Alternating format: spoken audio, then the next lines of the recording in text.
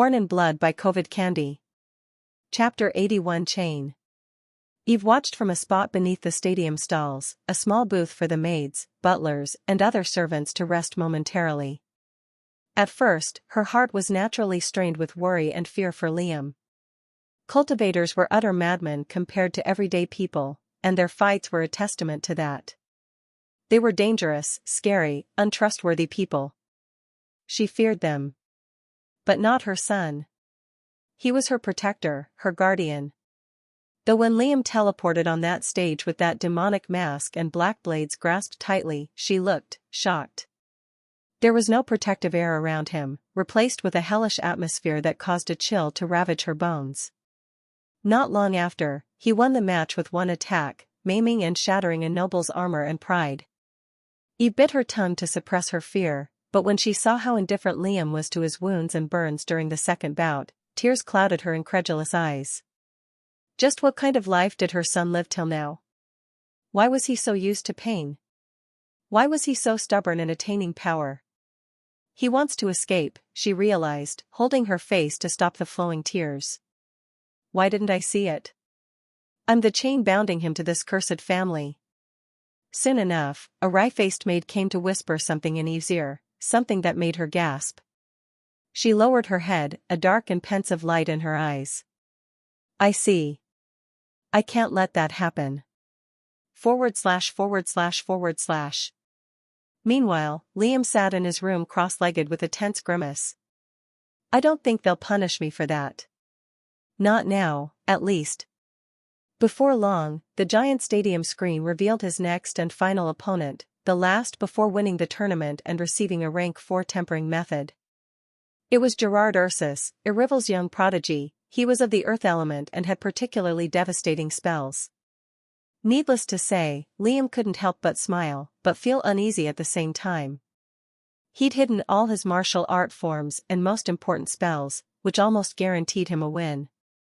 After I win the tournament, I'll focus on getting stronger under the Royce family, maybe even advancing all my centers of power. With that, I'll find a way to escape with Kirk's pill, perhaps after transporting Eve to another family. Robert might help in that regard. A single knock surfaced on his door, but it creaked open anyway. It was his father, Adrian Royce, followed by 4 powerful guards that stood outside the room. Liam suppressed a frown from appearing on his face. He narrowed his eyes and remained silent as Adrian waltzed into his space, browsing the cabinets as though they were his own. I'll keep this brief, Adrian deadpanned, staring at his son as though he was a speck of dust. Lose the tournament, or your mother dies.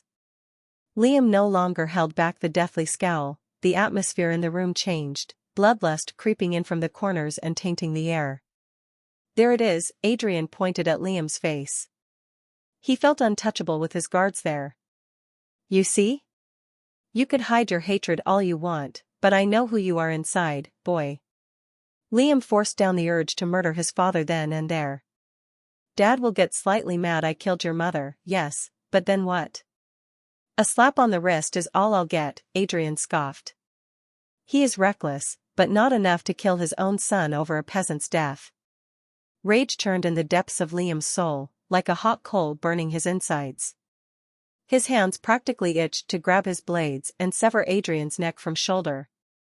This whole thing could have been avoided if you knew your place, Adrian scoffed again, turning around to leave. The pressure was getting too much for him to handle, but he didn't show it. Lose the next fight.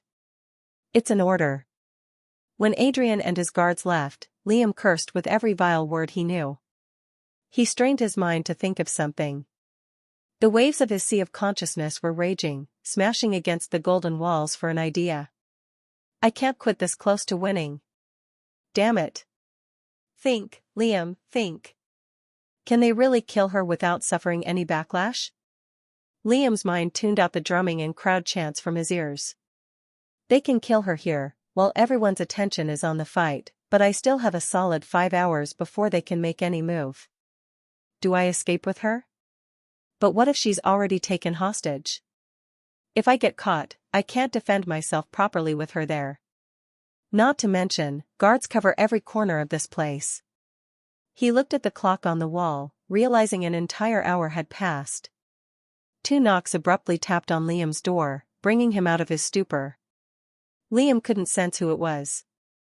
He opened the door to find Samuel staring at him with an apologetic look, avoiding his piercing glare. "Come with me, lad." A bad feeling rose in Liam's chest. Samuel led Liam down multiple hallways. The two walked in tense silence. Somewhere up ahead, there was a commotion. Servants and guards looked unnerved and fearful. As they watched Liam approach, they didn't meet his assessing gaze. Samuel heaved a soft sigh and opened the door. The surrounding men and women promptly excused themselves. Within the room, Eve lay limp on the carpet, cold and without any aura. A tight rope hung from the ceiling light, which explained the purple bruise around her neck. Liam's chest sank, his eyes widening with unbelieving shock. One of the maids found her hanging from the light. By the time she was lowered, she had already passed, Samuel explained with a lowered head. A frigid pressure grew from Liam's body that only he could handle. "There was a letter in the room, but I made sure no one opened it," Samuel uttered under his breath, putting a letter in Liam's loose hand. "Leave me be," Liam said icily, his expression unequivocally dark. Samuel gave a respectful nod before leaving, shaking his head in pity. Liam entered the room and shut the door behind him. Chapter 82 Death.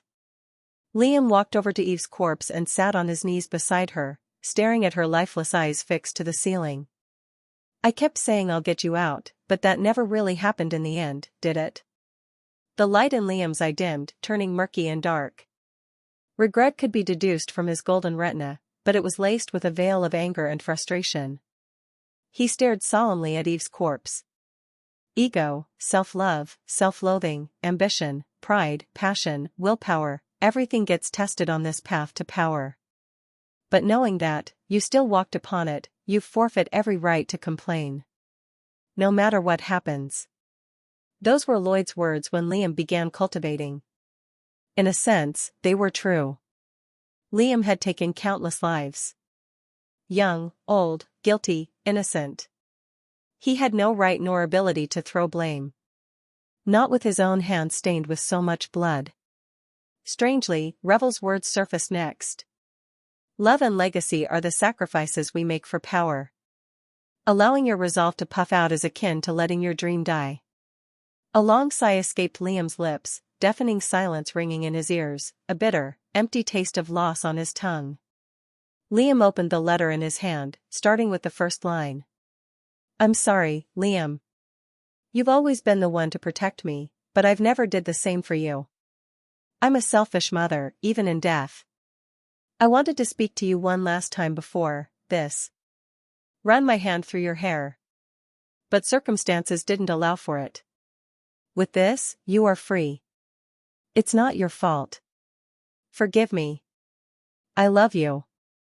A small corner in the letter had been folded, which Liam opened. "May you wet your blades with their necks."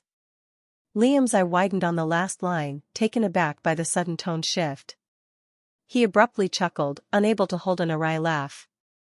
"You were just as frustrated as me, weren't you?" Liam grabbed a large white cloth laying around the room, then gently covered Eve's body, sneaking one last regretful glance at her face. "I'm sorry. It wasn't an exaggeration to say Liam caused her death. Adrian explicitly said so." Liam looked at his mother's corpse with pity in his eye and darkness on his face. "In the end, I chose power. I'm sorry. I hope you find your peace, Eve. You deserve it. I'll live. I'll go on. I'll suffer a bit, but that's normal. You won't be there to see." Though, as wrong as it felt, Liam felt free. No more lying, no more obligation, no more protecting. From this point forth, he was a vagabond. No longer bound by kinship or responsibility. Outside, the cheers grew louder and louder, the final match was approaching. Liam steeled his gaze, his eye turning violently radiant, regaining its lost vigor. "I won't let your sacrifice go to waste, Mother. I'll show them." Liam's face grew chillingly cold. "I'll show them all. His gaze lingered on Eve's body for a moment, before he tore it away and left the room. Outside, a few maids lowered their heads when Liam came out. "Take care of her body," he commanded coldly, and the two women nervously nodded. He would have taken care of her himself, but the match was to begin shortly. At the same time, Liam started to brew a plan of his own. "My escape was a lot closer than I thought. .. Lisa, Adrian, and Richard got the news that Liam's mother had killed herself. Their expressions twisted and turned. Adrian looked slightly taken aback, before shaking his head. "There goes our hostage," said Richard with a grimace. "Does the boy know?" Lisa asked with hope in her voice. The guard delivering the news nodded hesitantly. Lisa cursed, clicking her tongue in annoyance. She looked conflicted momentarily, letting out a brief sigh. With a reluctant tone, she spoke. "I didn't want to do this, but we have to visit the other families. That kid is still capable of winning this tournament if we don't. Come." Nodding, her half-siblings left the room and followed her. .. Meanwhile, deafening cheers and hyper-music mixed as one within the stadium. A timer showcased the remaining time for the last fight, which was roughly 10 minutes. "Ladies and gentlemen, you have waited long enough. The Dark Horse, the Blood Demon, versus the Piercing Blade." As soon as Liam arrived at the stage, he knew something was wrong when he assessed his opponent's aura. Gerard wielded an inscribed shortsword, roughly the same length as Liam's katana but uncurved. Gerard's features were extremely feminine-like, long eyelashes, thin but plump lips, and long silver hair that fell over his shoulders. He wore an embroidered golden yukata, which looked to be inscribed. At the same time, Gerard's aura was suspicious. Alongside the hazel color of the earth element, there were ethereal strands of crimson that swirled around his lower abdomen. Moreover, his mental energy was much stronger compared to the previous fighters, on par with his own. "He's cheating," Liam thought with a dark frown, the grip on his katana and wakizashi growing tighter. He shifted his gaze towards the familial booths above. The nobles that sat behind the mirror looked much less worried compared to before. Anger churned, but a calming sigh made him relax. That, and memorizing their smug faces. "It's not personal, just so you know," Gerard said with a smirk and a shrug. "You and I could have been friends under different circumstances." Liam remained silent. White took his time reveling in the tense air, his lips curving to a smile. "Begin." Liam instantly shot forth, bloodlust tainting the air around him as he kept his body parallel to the ground. A black mist trailed Liam's blades, causing the crowd's eyes to widen in shock and awe. Corroding touch, lethality mantle, and cartilage brace were simultaneously activated. The shadowy vapor covering Liam's blades suddenly burst into dark flames as he executed the first form of his arts. Dark Rend. Gerard's eyes widened as he instantly jumped back, his instinct screaming danger at the black smoke sight. The ground trembled as Liam closed the distance. Through the king's eye, he could see dozens of spots on the ground rapidly gathering aura, increasing in intensity by the second. Liam's skin vibrated, sending a shock of strength throughout his body, bolstering his speed and every physical attribute. Razor-sharp spikes burst out from the floor where Liam stood upon, barely missing him as his blades aimed for Gerard's chest, but met with his glowing longsword. Chapter 83 Sword. Clang. The index, middle, and ring fingers of Gerard Ursus were instantly consumed by the smoke, leaving behind a trio of bloody nubs. At the same time, the strength behind Liam's swing was too much for Gerard, spraining his wrist and forcing him to retreat backwards. Any smugness disappeared from his face. Liam didn't follow straight away, choosing to wait for any hidden reaction. His expression turned sour as he witnessed the scene. Gerard's fingers instantly grew back, reforming with flesh and bone, even faster and potent than Liam's own regeneration. The noble's pained look gradually softened, turning to anger. Meanwhile, the crowd went wild at Liam's showcase of abilities. Cultivators with the darkness element were extremely few, and any noble family that birthed one was guaranteed a high status in 1 or 2 decades. As long as you were pure-blooded, of course. At the same time, in Ucladd's underground, Rogan and Lloyd watched the tournament with wide, tense, and proud eyes. All around them, fellow cultivators and rich businessmen watched as well, beer and drink in their hands, which they didn't dare take sips from lest they miss the fight. During the Region Power Tournament, such TVs would be brought to special establishments where they could witness the fights for a price, but Lloyd had never cared enough to watch them, till now. Despite only Rogan and Lloyd knowing of Liam's identity, everyone in that room, and underground in general, rooted for the blood demon, a peasant, to win against a noble. // Gerard casually fixed his sprained wrist and stretched his arms, curling and bending his reformed fingers as he waved his blade. On the other hand, Liam witnessed the red strands surrounding Gerard's body dim just a tiny amount. Whatever it is, it helps him regenerate and probably use more spells, he thought, before growing stern. Now that he could use his darkness freely, Liam no longer felt bonded.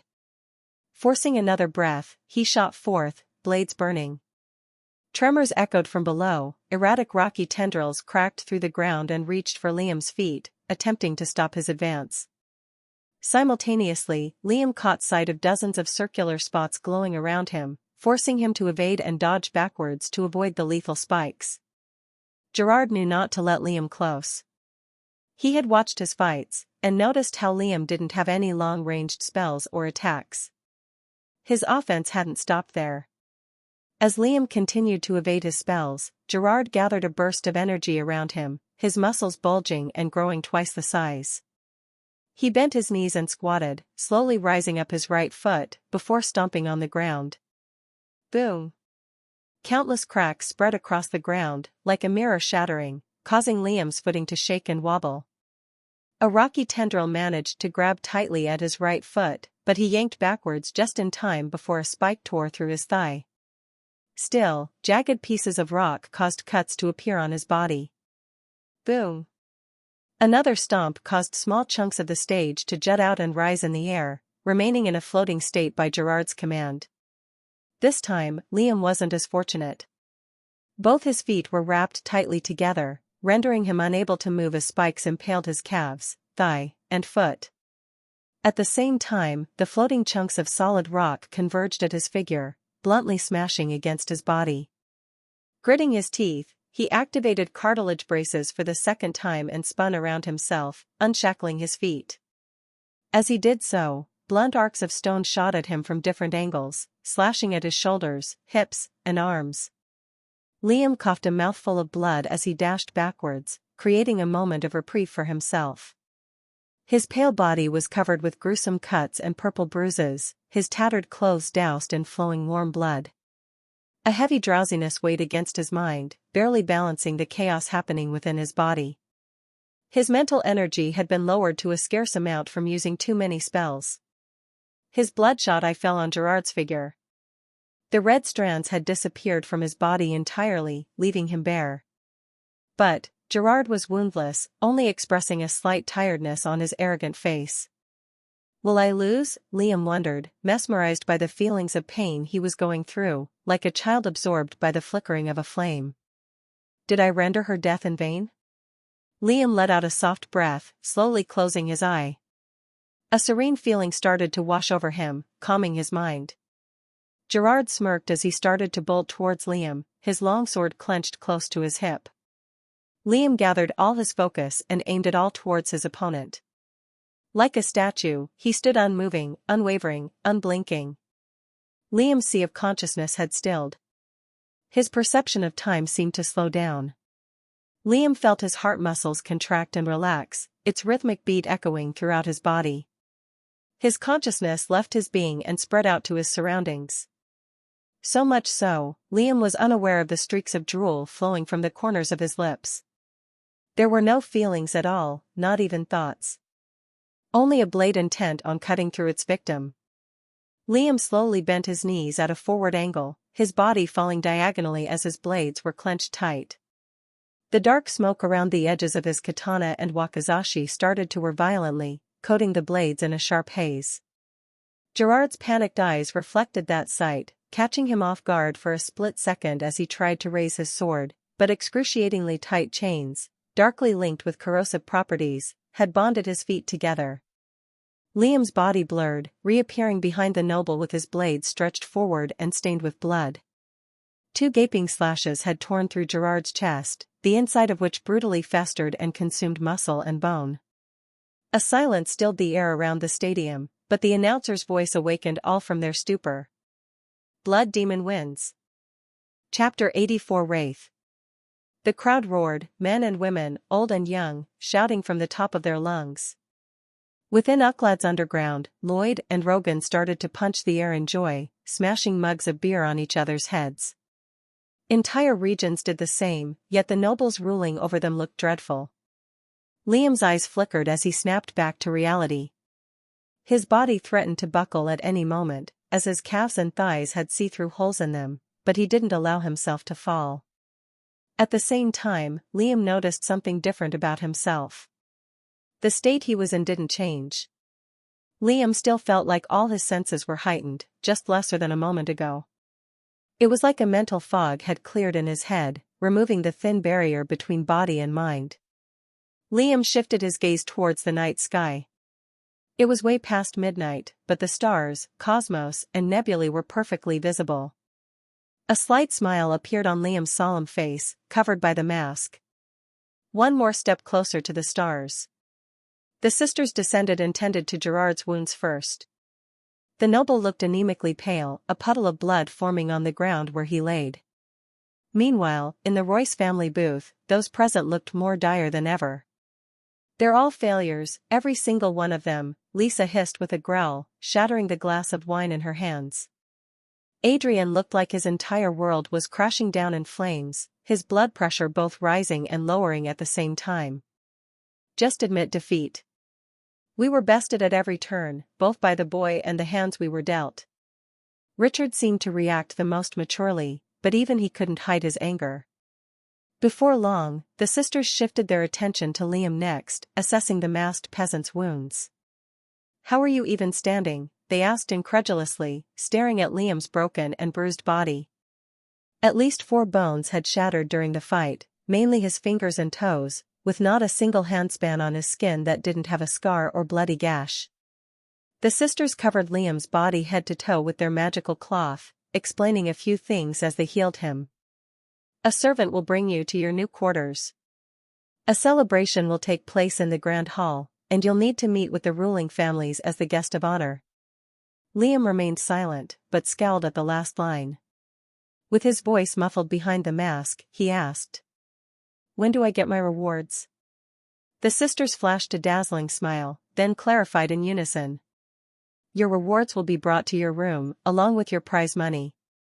Before that, the rulers will decide what rank 4 body tempering method they are to bestow upon you. If it's up to them, they'll give the most basic and trashy technique possible," Liam grimaced. By the time they were done, Liam's wounds had more or less recovered. He'd used the king's eye on their cloth, realizing it was a puzzle piece of sorts, the black side connected with the white to produce that powerful regenerative effect. Soon enough, a beautiful group of servants pulled him away, leading him inside the mansion and through its many lavish corridors.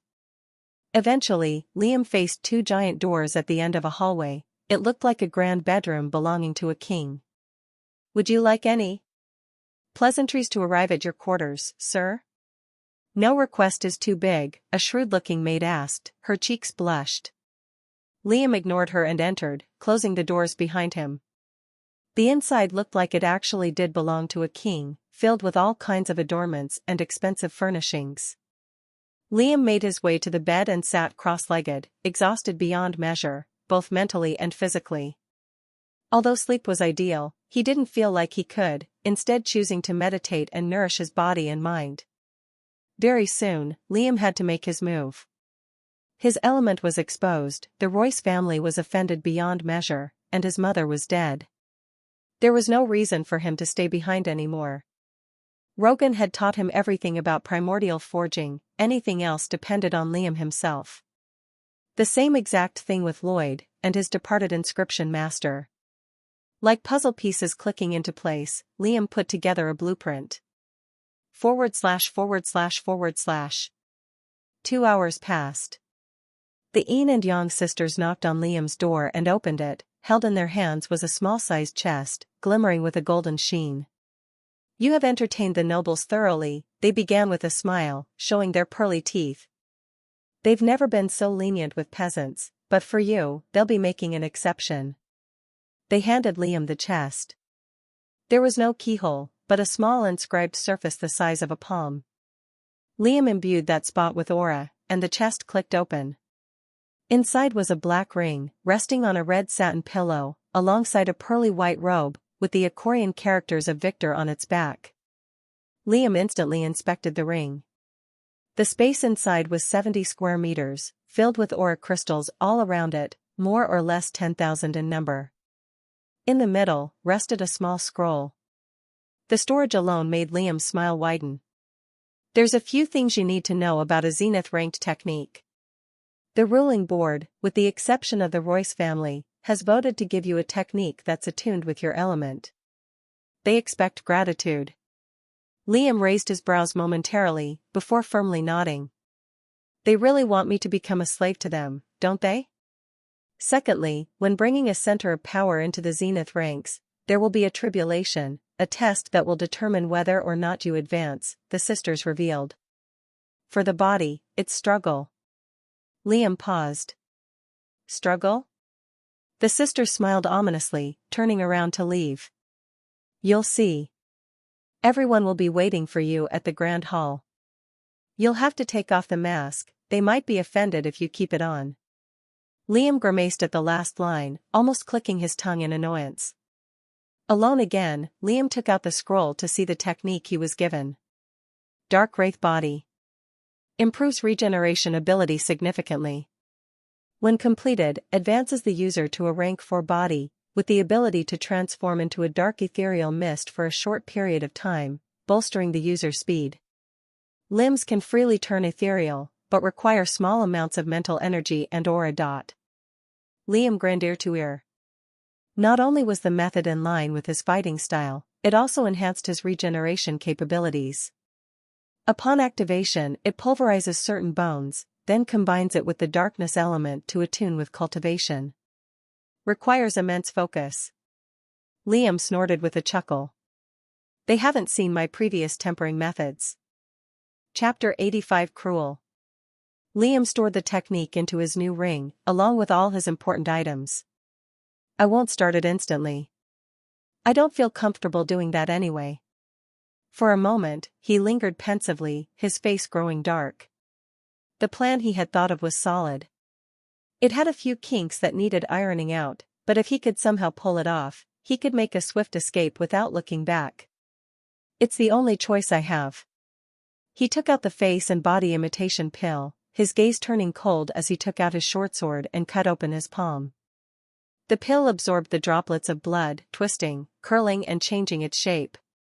As it soaked in blood, the white surface gathered color, slowly taking the form of a face.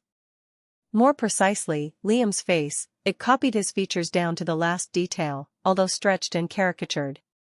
Even the golden hue of his eye wasn't left out, and his empty left socket too. Meanwhile, the Oni mask was still on Liam's face. Unfortunately, he couldn't keep it on. Storing the mask in his ring, Liam put on his white victor's robe. It looked tailored to his body perfectly, clinging to his arms and broad shoulders. "Sir? The party is beginning shortly," notified the servant standing behind Liam's doors. Liam exited, led by the maids and butlers. Passing by the hallways and corridors, Liam memorized the layout of the arena with a glance. Eventually, the servants led him to a vast hall, filled to the brim with nobles, adorned with every luxury possible. Giant chandeliers made from what looked like diamonds hung from the ceiling, filling the space with sparkling light. In the background, relaxing music played and spread equally throughout the air, another convenient use of inscriptions, Liam thought. "Ladies and gentlemen, you're 27? Regional Power Tournament winner, the Blood Demon," White shouted, and all curious and amused gazes converged on Liam's figure. The nobles looked taken aback. For a peasant, especially someone named Blood Demon, they expected a rugged kid with a barbaric demeanor, which was the opposite of how Liam looked and carried himself. That plain silence lasted for a moment, before the sounds of clapping gathered volume. Cheers, they all raised a glass of alcohol in the air, to which Liam responded with a humble and meek smile. Thankfully, his time as an assassin paid off. Nobody could sense the discomfort and unnaturality of Liam's thin lips curving upward, except a few from the Royce family that knew him. Venomous glares shot at him from the back of the hall. There were even some who lost their bouts hanging around the space. Richard expressed shock. The boy's mother just died moments earlier. How could he smile like that? Lisa expressed hatred, for obvious reasons, and Adrian expressed bitter jealousy at a half-blood receiving such honors. Pretending not to notice them, Liam continued to smile, shaking the hands of the rulers that approached him. Nearly all of them congratulated him on his victory, but simultaneously hinted at wanting to sponsor him one way or the other. A darkness cultivator was too valuable not to try, but Liam humbly denied their requests. Of course, that didn't discourage them in the least, not with their beautiful daughters there giving Liam bashful looks. Liam didn't give a toss, but promised to think about it. Through that, the rulers finally relented and gave him some space. Meanwhile, Liam's attention was on something else entirely. Unbeknownst to the nobles, Liam had spread his mental waves throughout the space, jotting down the layout in his mind. 6 entrances connected the grand hall to other parts of the stadium. Granted, guards and servants patrolled regularly all around them, not to mention the outside was riddled with heavy security. Moreover, there was a problem at hand. The imitation pill had Liam's imprint on it, meaning whoever swallowed it would take Liam's image. However, they needed to be the same gender, height, and build. Liam's eye scoured the hall for anyone similar to himself. Although the nobles have the most similarities with my build, they're too risky to copy myself with. A missing son and daughter would raise more than a few alarms. Though it didn't show on his face, Liam was tense. As he continued to think, a short worker brought him a glass of wine. He raised a dismissive hand when he spotted the worker's stature. It was almost too similar to his own. Liam's eye turned dark, glancing at him from the side. "You'll do." An hour passed, and a feast was announced. Liam sat in the seat of honor, suffering the distasteful jokes, answering the stupid questions, faking his laughs, all the while he subconsciously tracked the worker. Time was ticking down. The short-statured worker lingered around and diligently tended to the demanding guests, before heading towards one of the hallways.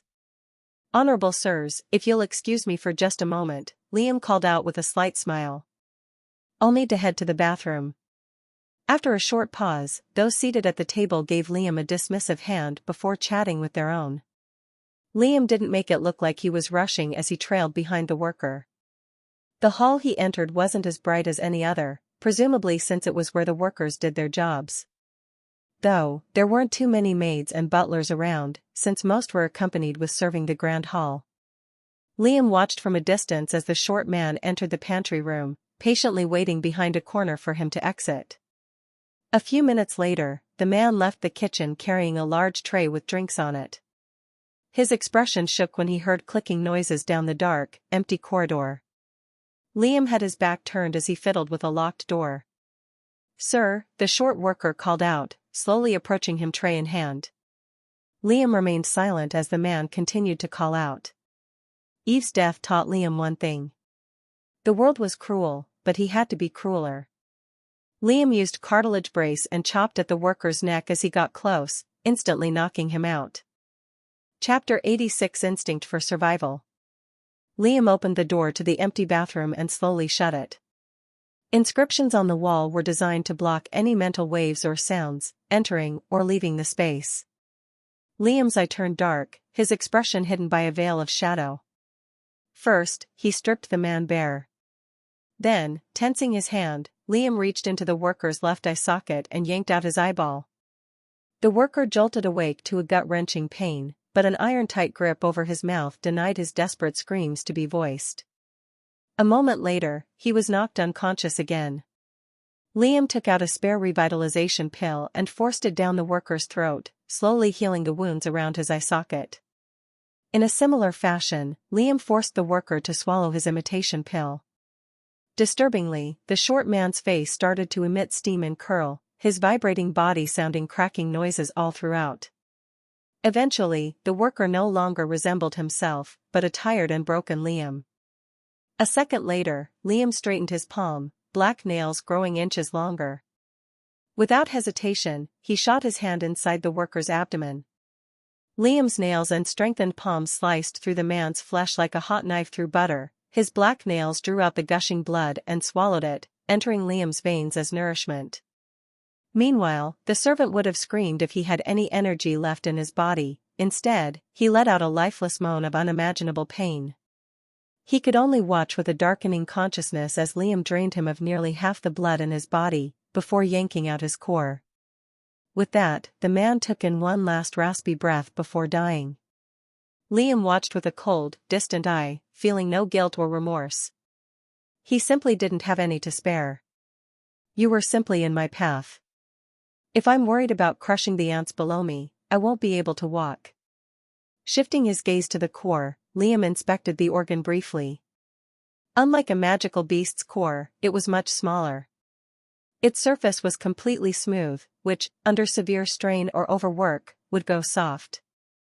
Inside it, a faint azure gas was floating freely about. Liam instantly stored the core in his ring. He took off his victor's robe and clothed Liam with it, switching with the fully white worker's attire. The white garment had loose sleeves and came with an abbey cap that hid his hair. Overall, it had an insignificant presence. Within the pants pocket was a small keycard, which was used to lock the hallway bathrooms and storage rooms. All that's left are 2 more bodies, and a ruckus loud enough for me to escape. Though, I need to make sure one body is from Ucladd and another is from Arival.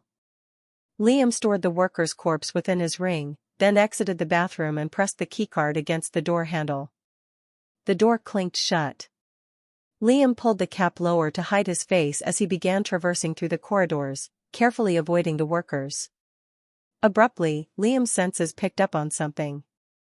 A small monkey was silently stealing food from below the kitchen counters, stuffing entire dishes in its mouth and shoving the rest in his pockets. It had golden fur, and snickered mischievously as it ate the noble's food. Liam almost grinned. A moment later, the light monkey swung out of the cooking station and galloped down the opposite hallway. Liam followed closely behind, tracing the monkey with his senses while hiding his own presence. Some guards passed by him now and again, but Liam lowered his head as they walked by. Eventually, the monkey stopped in front of a certain door, jumping on the door handle to creak it open. Strangely, there were no guards around. When the door opened momentarily, Liam could sense 2 people in that room, Ian and Elsa. The latter laid on a bed with the same traumatized expression, drool dripping down her chin. Ian looked grief-stricken and pained sitting beside his sister, holding her limp, unresponsive hand in his own. Seeing the monkey, Ian's gloomy eyes got a tiny bit better, but it couldn't mask his wry face. "Why do you always leave the door open, dummy?" he said, before getting up from his seat and attempting to close the door. A worker's boot plugged the door from closing. Ian's solemn emotion was instantly replaced by unfiltered anger.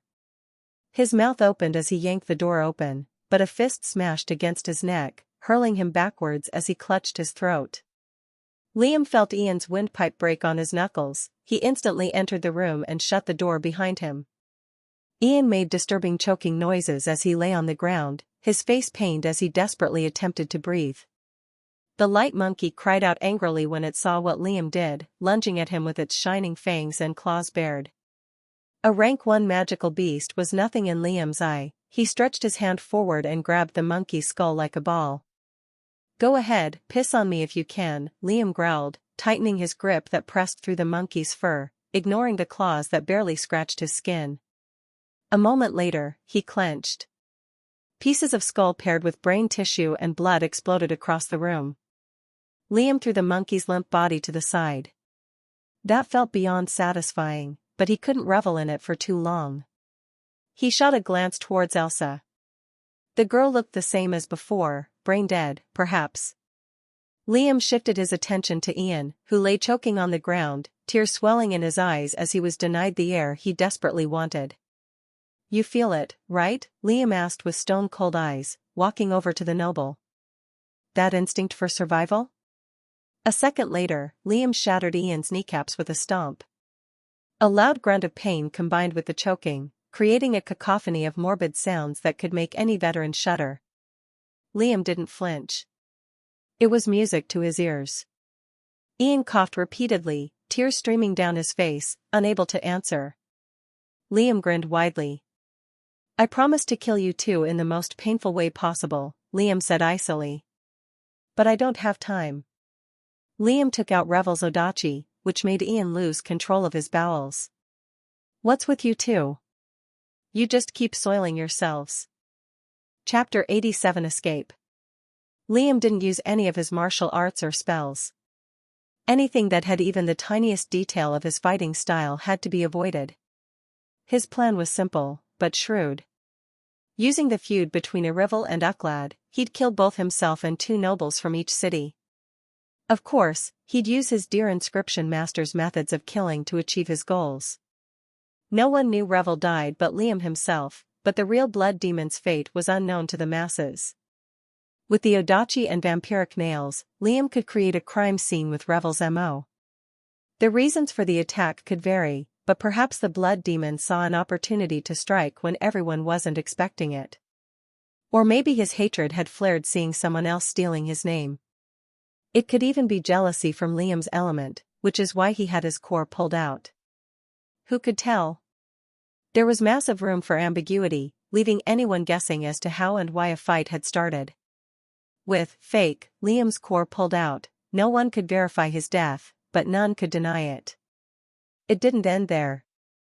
Although it was a gamble, Liam needed to put the Ovler family patriarch against Edwin Royce. Having 2 zeniths duking it out while Liam had long escaped sounded too good to be true, but one could hope. In the first place, the 2 cities absolutely despised one another.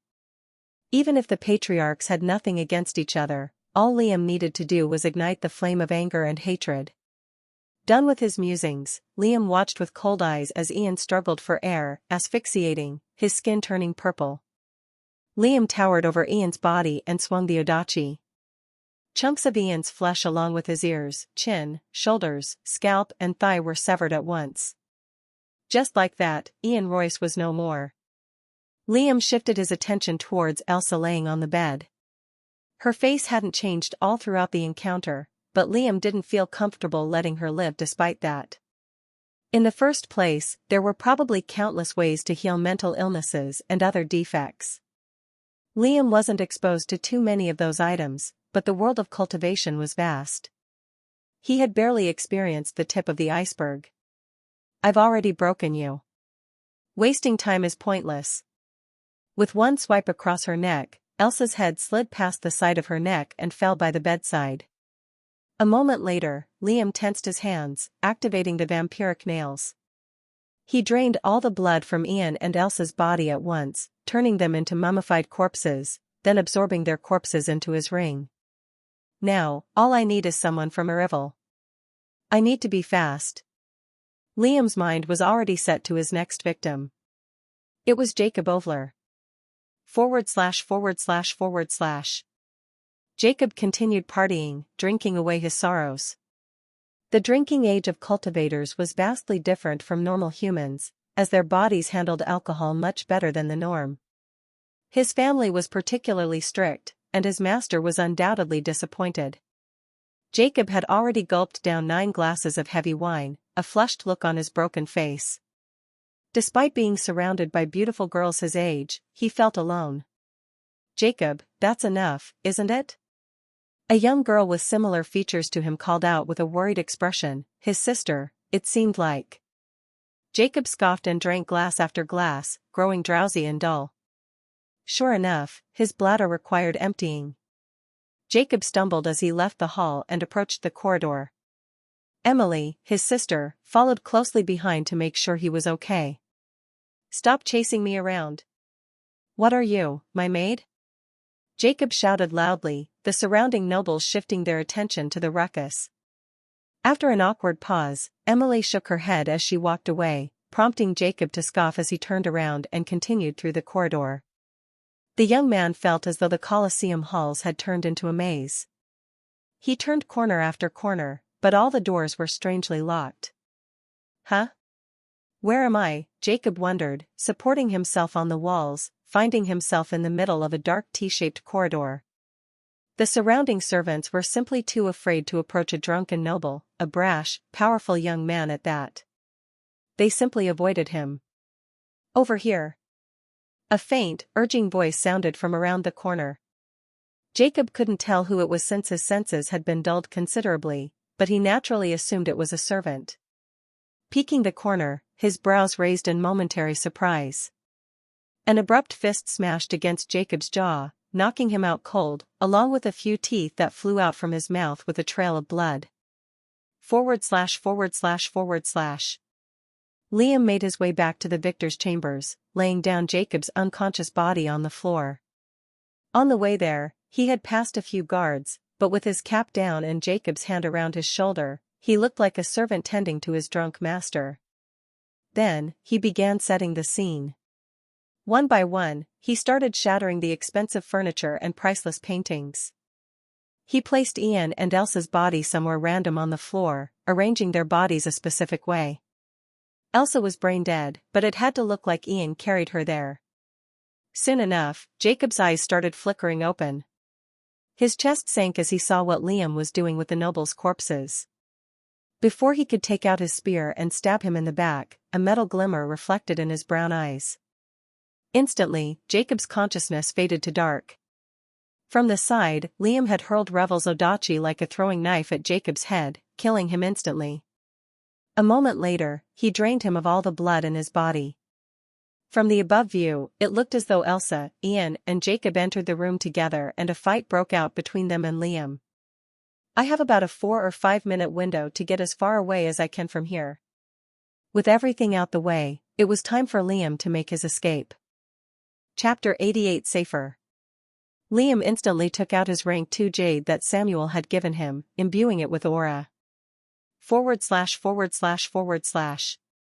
It was well past midnight, and the night was soon to recede. Clouds started to form and grow in the sky, churning up a thunderstorm. It's time for the rain to start pouring again. Outside the Colosseum, Samuel and a few other head guards sat across from each other, discussing the events of the tournament. I have to say, I never expected a peasant to win this year. A burly, tall, stern man said, donning a violet robe associated with Rizd, taking a sip from his mug. I bet we'll start seeing some changes around these regions. One thing is for sure, peasants will no doubt grow ambitious and hungry for power. We'll see strengthened regulations for techniques now too. Damn rascal, made it difficult for us all. Samuel chuckled, but some bitterness could be seen in his eyes. That kid is just something else. The demon mask does well to represent him. Samuel himself was quite proud of Liam's achievement, especially since he did it with a pair of blades and a few low-ranked spells. Cultivators had respect for power, no matter how brutal and scum-like they were. He'll have more than one target on his back, though, Samuel thought, taking a sip from his mug. Abruptly, his jade started to glow. His eyes widening, Samuel instantly answered it. Help! Liam's weak and desperate voice rang out from the jade, abruptly cutting off. Everyone inside, now, Samuel bellowed, his thunderous voice echoing past the other families. Condensed wind gathered behind the headguard to form 2 streamlined wings, whirring as it fluttered him across the celebratory hall. The Royce family soldiers followed closely behind, the remaining headguards seeing that reaction turned stern, shooting towards the commotion. Seeing their familial soldiers entering their space, the nobles grew confused and panicked. Samuel was the first to arrive at the victor's chambers, his senses stretching to their limits, his mental waves were dulled considerably by the privacy inscriptions, and he couldn't properly assess the space. Samuel punched once through the large doors, his eyes widening in shock. The Royce guards arrived shortly after, their mouths opening incredulously, unable to hide the shock in their eyes and the hurling of their stomachs. Ian was lying dead on the floor, his body desecrated beyond recognition. Elsa's head was separated from her body, her neck spurting blood. Jacob was lying limp with a see-through gap in his head. What "What is this?" uttered Samuel, mortified. His eyes fell on the window. The pane of glass was shattered, indicating a break-in. "I want this place secure." "Notify Miss Lisa, I'm heading towards the western forest," Samuel commanded, before his wings fluttered, sending him shooting outside with incredible speed. Unbeknownst to everyone there, a servant was heading in the opposite direction, slipping past the focused, marching guards and exiting the corridors. There was no way Liam could leave through the main entrance, which is why he left through the back gate. It was a small spot the servants used to discard their trash, and there was nothing but trees up ahead. Liam picked up his speed, hiding his presence and turning into a streak. Fleeting foot. Before long, he was dashing through the tree line like a shadow panther, pushing his limits with the fleeting foot spell to get as far away as possible. Liam felt multiple emotions welling up. Nearly 12 years in the same city, countless memories and losses.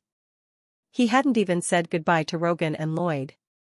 By the end, Liam's lips turned to a resolute smile. "I'm finally free." //////. Within the grand hall, a churning anxiousness started to gain intensity. Lisa Royce had a tense scowl on her face as she followed the trail of guards heading towards Liam's room, her brothers following closely behind. "Move," she shouted, shoving away the apologetic soldiers blocking her view to the room. Her eyes widened with disbelief as she stared at the scene before her.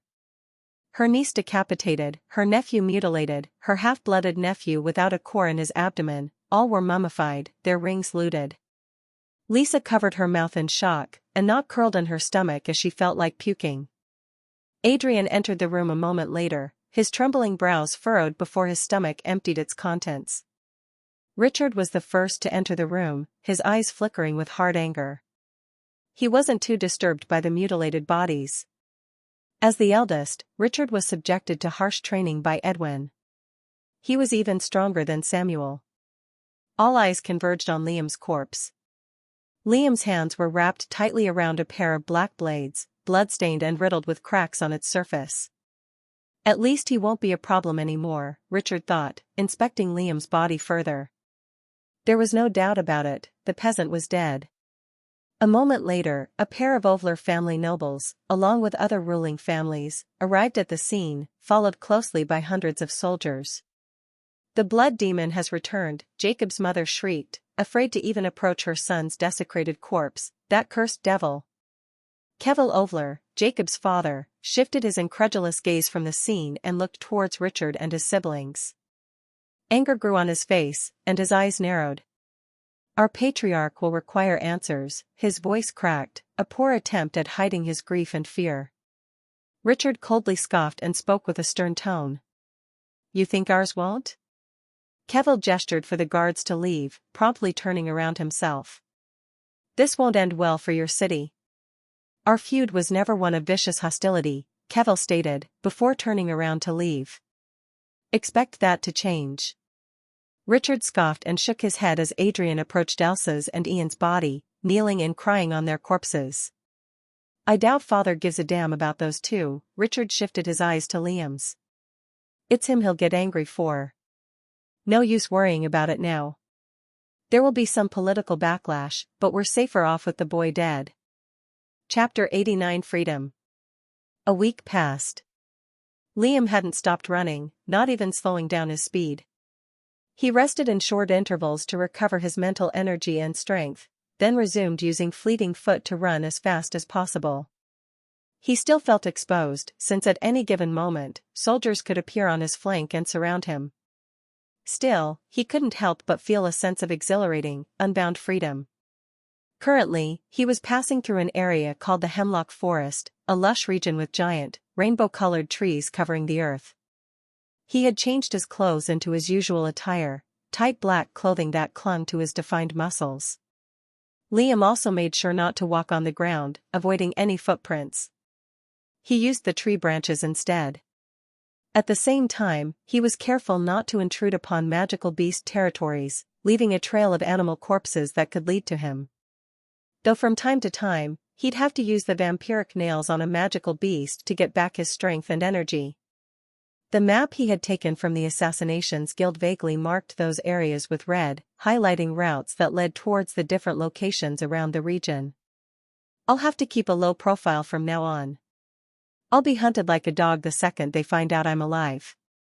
He had already prepared beforehand in case an escape presented itself, storing his ring with food and drink, as well as many pairs of covert black clothing. In truth, Liam was itching to cultivate and train, but he held off those instincts until he was safe enough to do so. His next destination was obvious: any city near Rozon, Ekoria's capital. Eventually, he'd have to ask around for cities that he could take the academy test in, but never so early. There was still 4 months until the academy tests were to begin. Despite running for 1 week straight, I'm still nowhere near Rozon or any other city for that matter.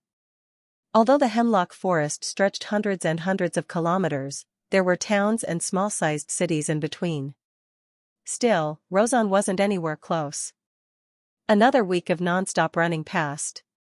Finally, Liam decided it was time to rest. It was still midnight when he found himself a large hollow tree, enough for him to fit in comfortably and cultivate. He did his usual 2 hours of cultivation followed by some light mental sphere expansion, then took out Ian, Elsa, and Jacob's rings, inspecting each one individually. Besides the filthy amount of aura crystals in them, which Liam stored in a specific ring, he found nourishing pills and potions in them. Not only that, but various inscribed weapons and powerful spells. There weren't any that fit Liam's needs or element, though. The most valuable spell was the Phoenix Form spell, which was rank 3, the same technique that Jacob used during his fight with Liam. There was also a rank 3 Earth spell and rank 3 Water spell in their rings. I don't think wealth will be a problem for the time being, he thought, before assessing the pills and potions. Some elixirs had concentrated aura, which allowed for high amounts of world essence to enter through the body and nourish it. Other elixirs had a mix of different colored liquids. When inspecting it, Liam recognized a component similar to the mental energy restoration pill. So it can refill my mental energy?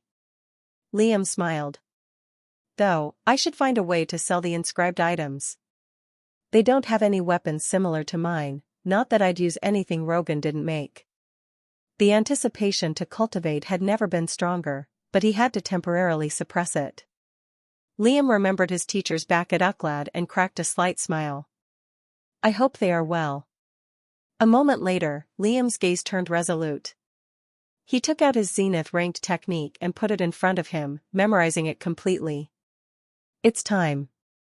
Liam closed his eyes and heaved a focused breath, manipulating the aura around him to enter his body in the technique's specific way. Darkness started to seep through his skin, entering through the tips of his fingers and enveloping Liam's bones. Slowly, his bones started to corrode and shrink, sending pangs of agony throughout Liam's body. Liam scowled in pain but didn't let his concentration waver, continuing the process. By the end of it, all of Liam's bones were pulverized. With his back against the tree, Liam was completely limp. He felt his lungs pushing against shrinked splinters of rib but didn't dare waver. A moment later, the corrosive smoke within his body started to fill the gaps where his bones used to be. An hour passed with Liam in that state, before the smoke started to liquidize then harden, replacing Liam's regular skeletal system with pure darkness. Despite being in a tortuous amount of pain a moment ago, Liam's lips curved upwards to form a tired smile. I can finally start advancing to the 4th rank, Liam thought, assessing his body's new features. With a thought, aura naturally entered through Liam's pale skin, slowly entering his bones. To cultivate the dark wraith body, it required you to absorb aura during the nighttime, and through each bone that it pulverized and replaced. The bones acted as a sort of conduit for world essence, the insides of which could house aura in them. To advance to the 4th rank, it required Liam to fill all of them with enough nourishing aura. Liam spent 2 hours barely filling a bone in his finger with world essence. It doesn't look like I'm anywhere close to the 4th rank. Soon enough, Liam left his tree cavity, removing all traces of his stay, and began running once again. Liam would repeat the process, running from midnight to dusk, and cultivating his centers of power in between. Another week passed, and Liam had ventured deeper into the hemlock forest. The environment around him became much more mountainous in nature, and further along, a vast mountain chain was visible, almost touching the low clouds. Chapter 90 Chaos. Liam shifted his attention to the map in his hands. That mountain chain was called the Endless Peak. Past it was a small city by the name of Velrich. At the same time, rank 3 beasts were prevalent in those areas, but nothing Liam couldn't avoid or kill. I'll head there next and sell techniques and spells I don't need. It took him some time to arrive at the mountain chain, especially since he took multiple detours and evaded the magical beast packs. He climbed on the tallest peak of the mountains, a gust of wind brushing past his body and fluttering his wild hair. In the spur of the moment, Liam spread his arms and shut his eye, basking in the warm rays of the setting sun. Freedom!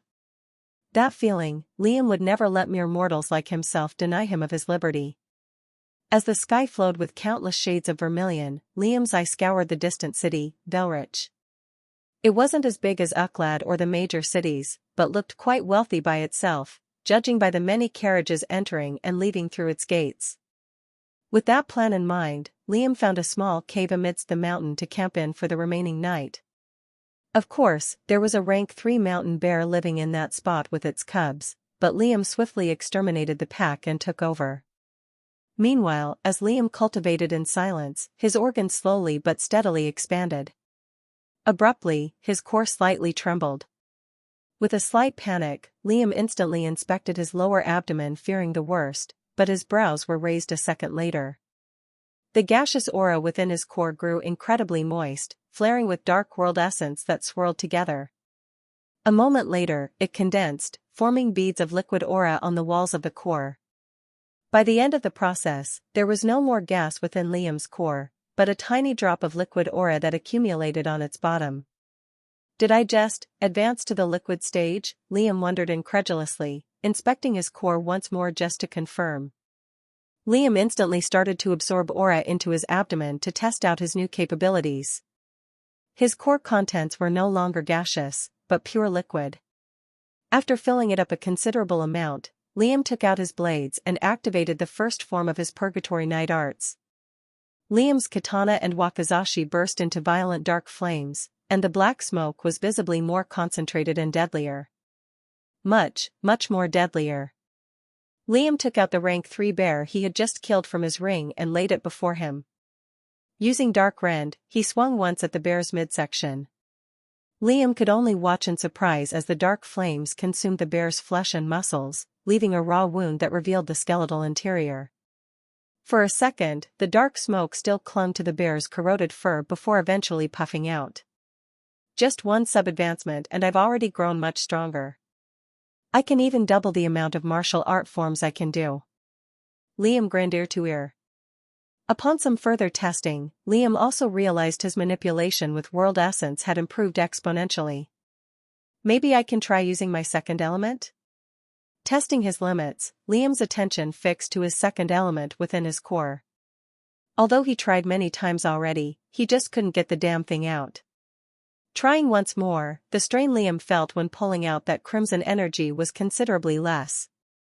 He manipulated a strand of that unstable essence and made it exit through his finger, barely a nail-sized amount.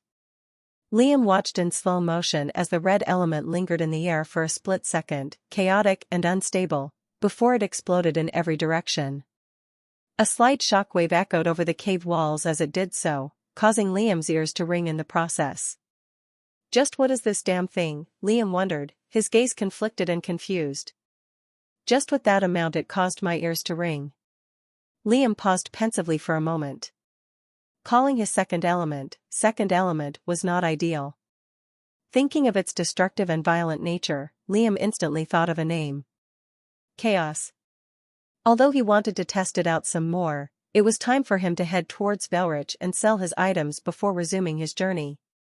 I'll figure out what it is soon enough.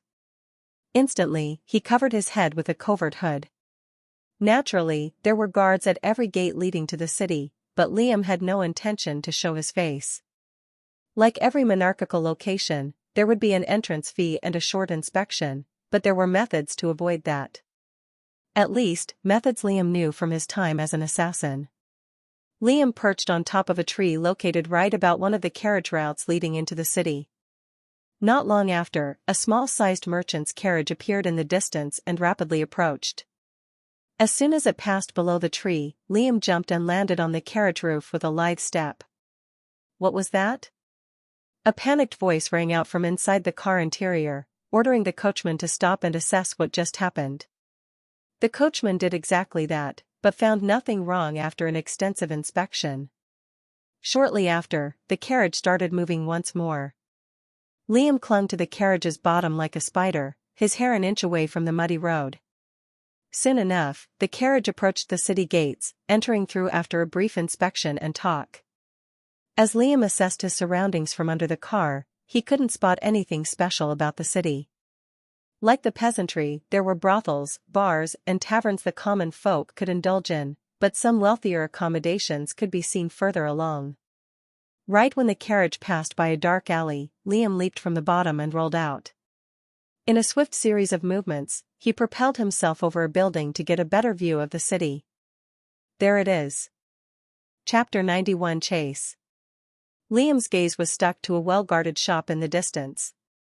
It was the only establishment that looked vastly better and more polished than the surrounding buildings, and Liam knew it had something to do with the contents they sold.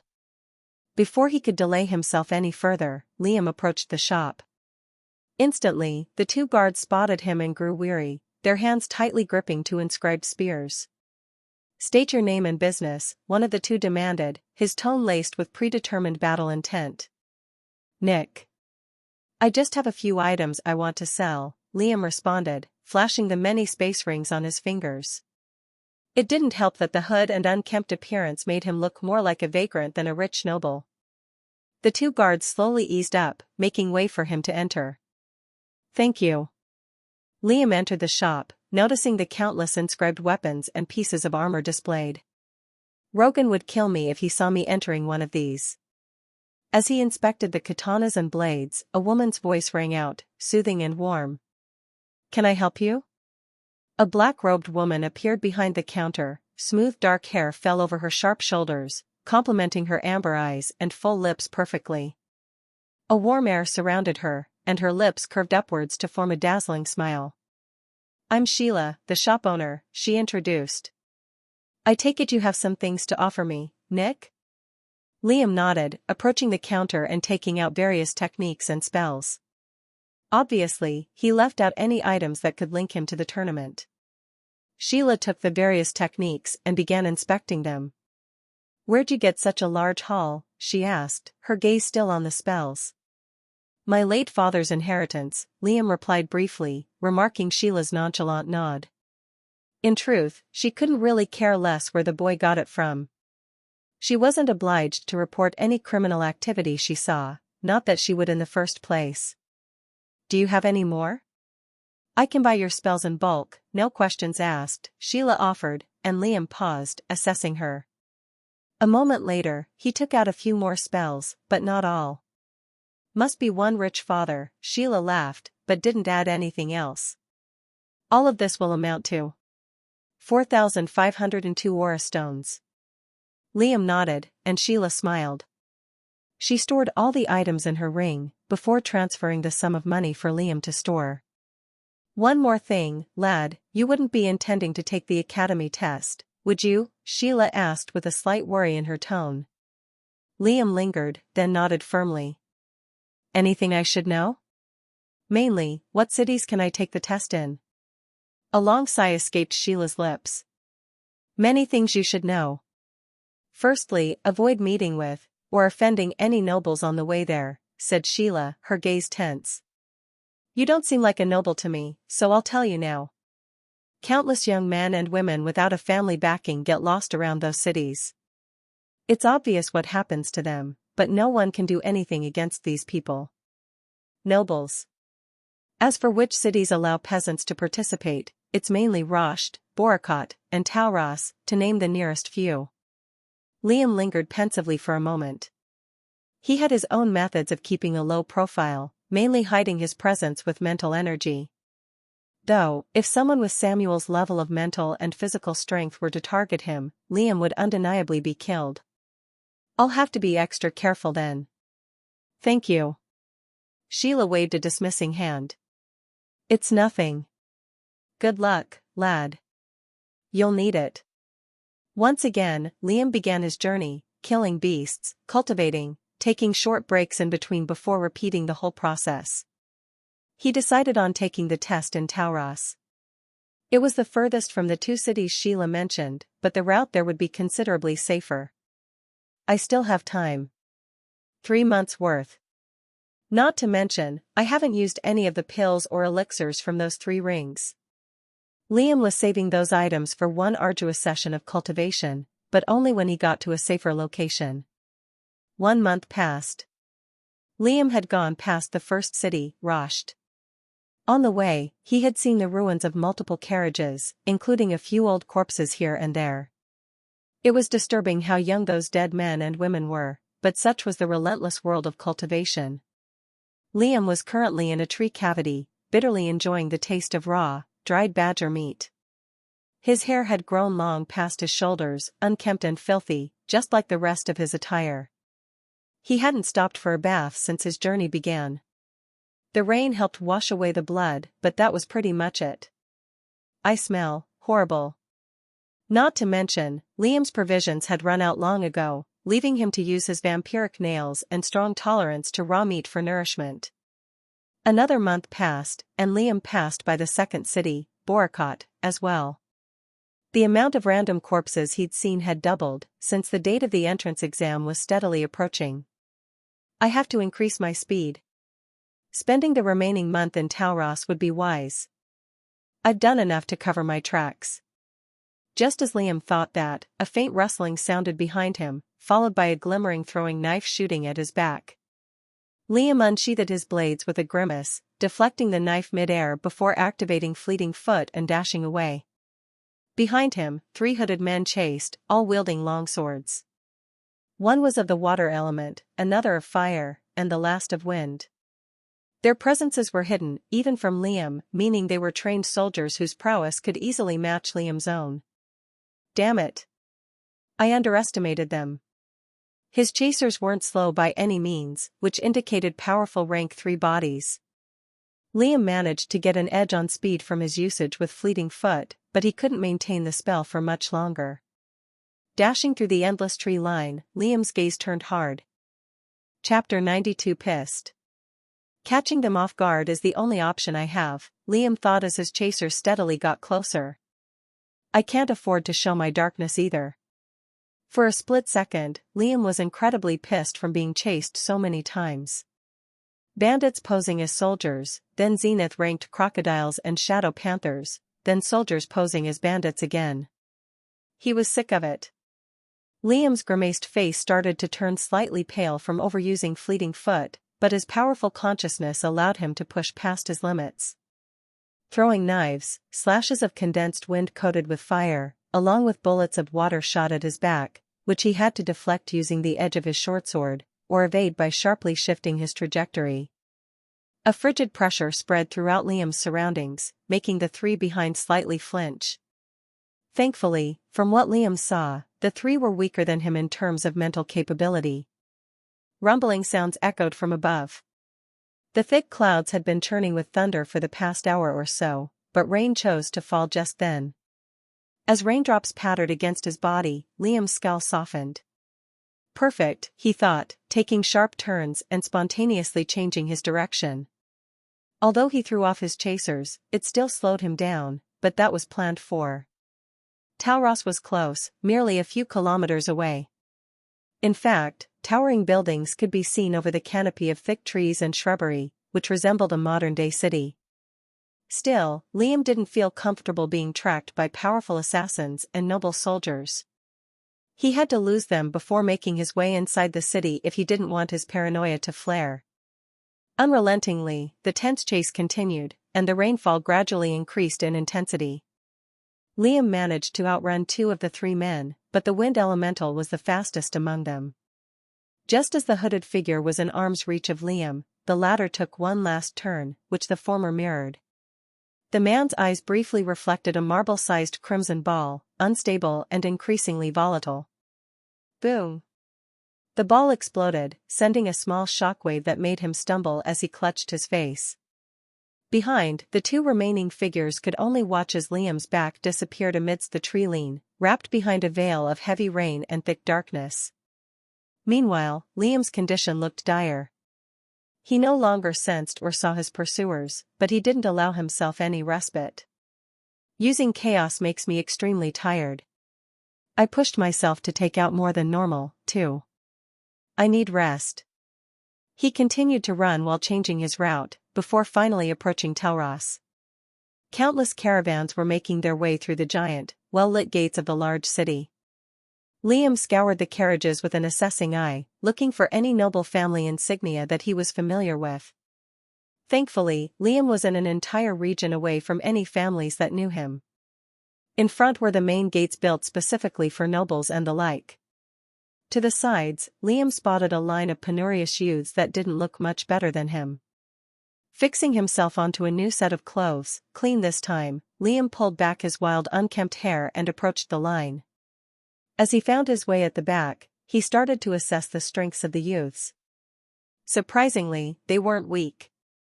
Liam could guess that it had something to do with a difficult life or harsh circumstances of living, making them adapt to the world much faster than normal. Still, there wasn't anyone he couldn't handle. Although the peasants were better physically and presumably battle prowess-wise, Liam had glaring advantages. Before long, his turn arrived. A stern-faced armored guard gestured him to approach the square booth. Name, age, reason for arrival, he recited in a dull tone. Family backing if you have any. Lawrence. Near 12.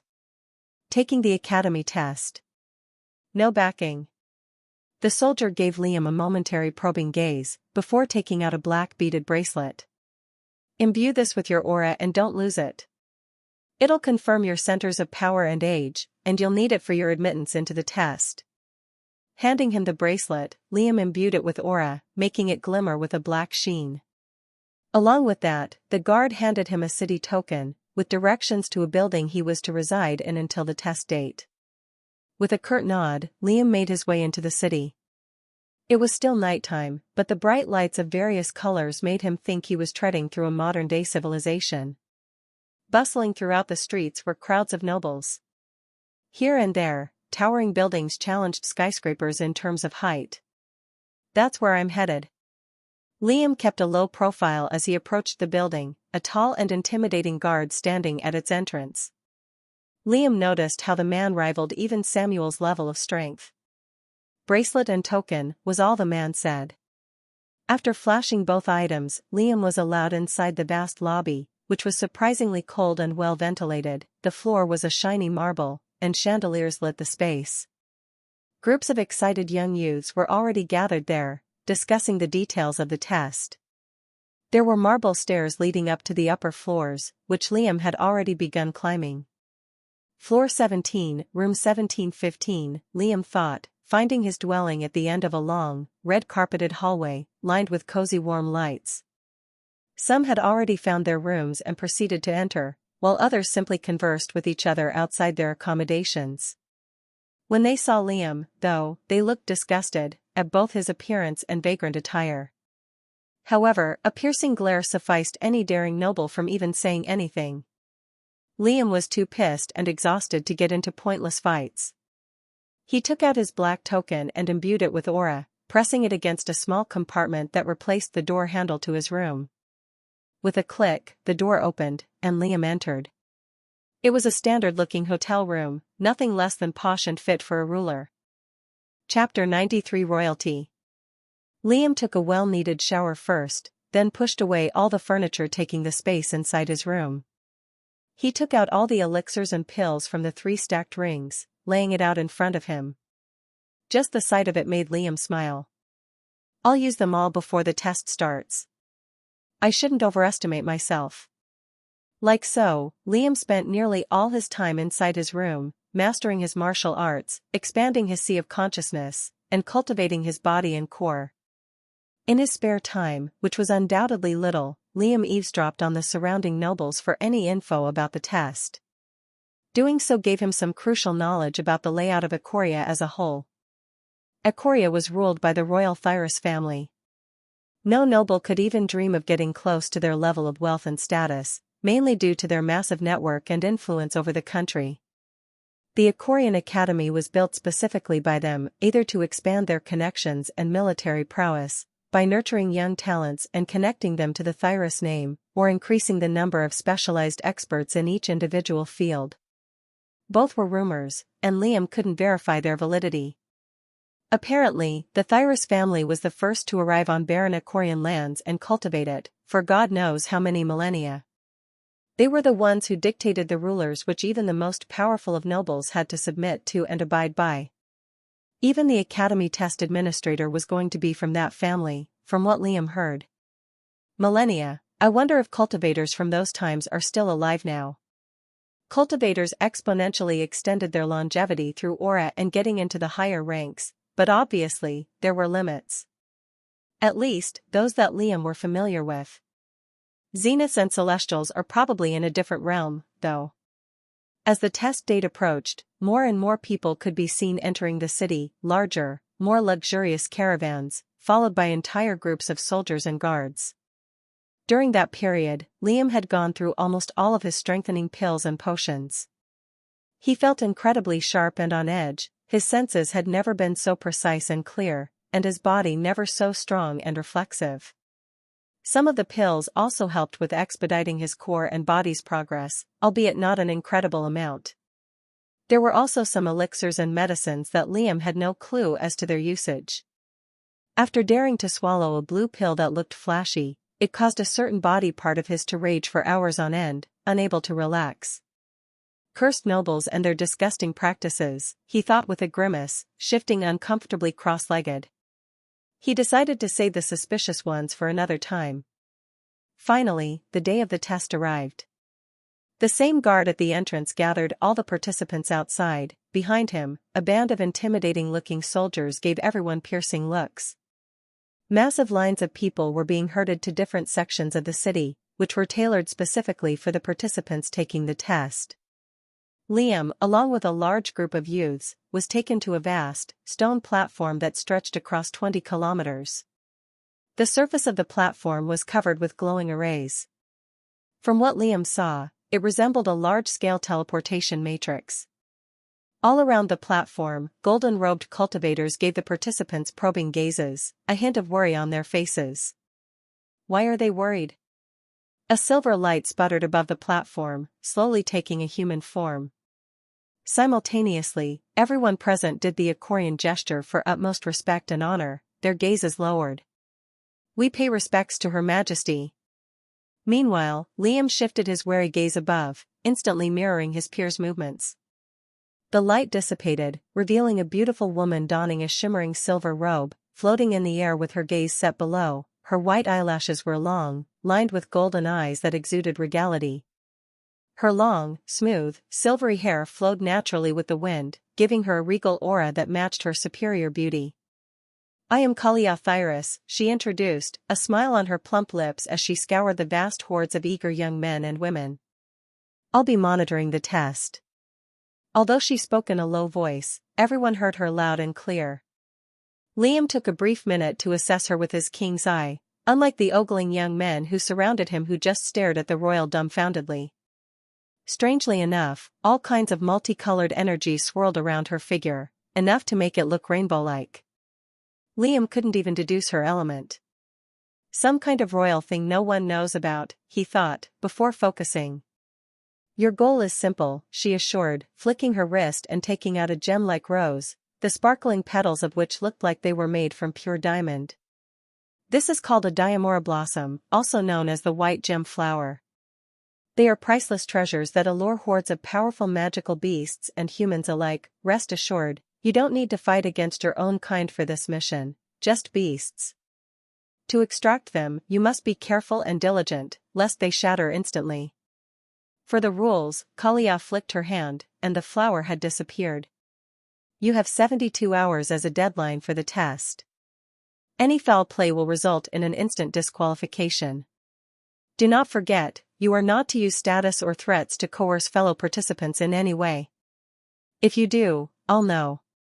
With how she delivered that line, some nobles got chills down their spines. However, no one can lay claim on a white gem unless it is stored safely within your ring. Your bracelets are safeguards. If you activate them, it'll teleport you right back to this location.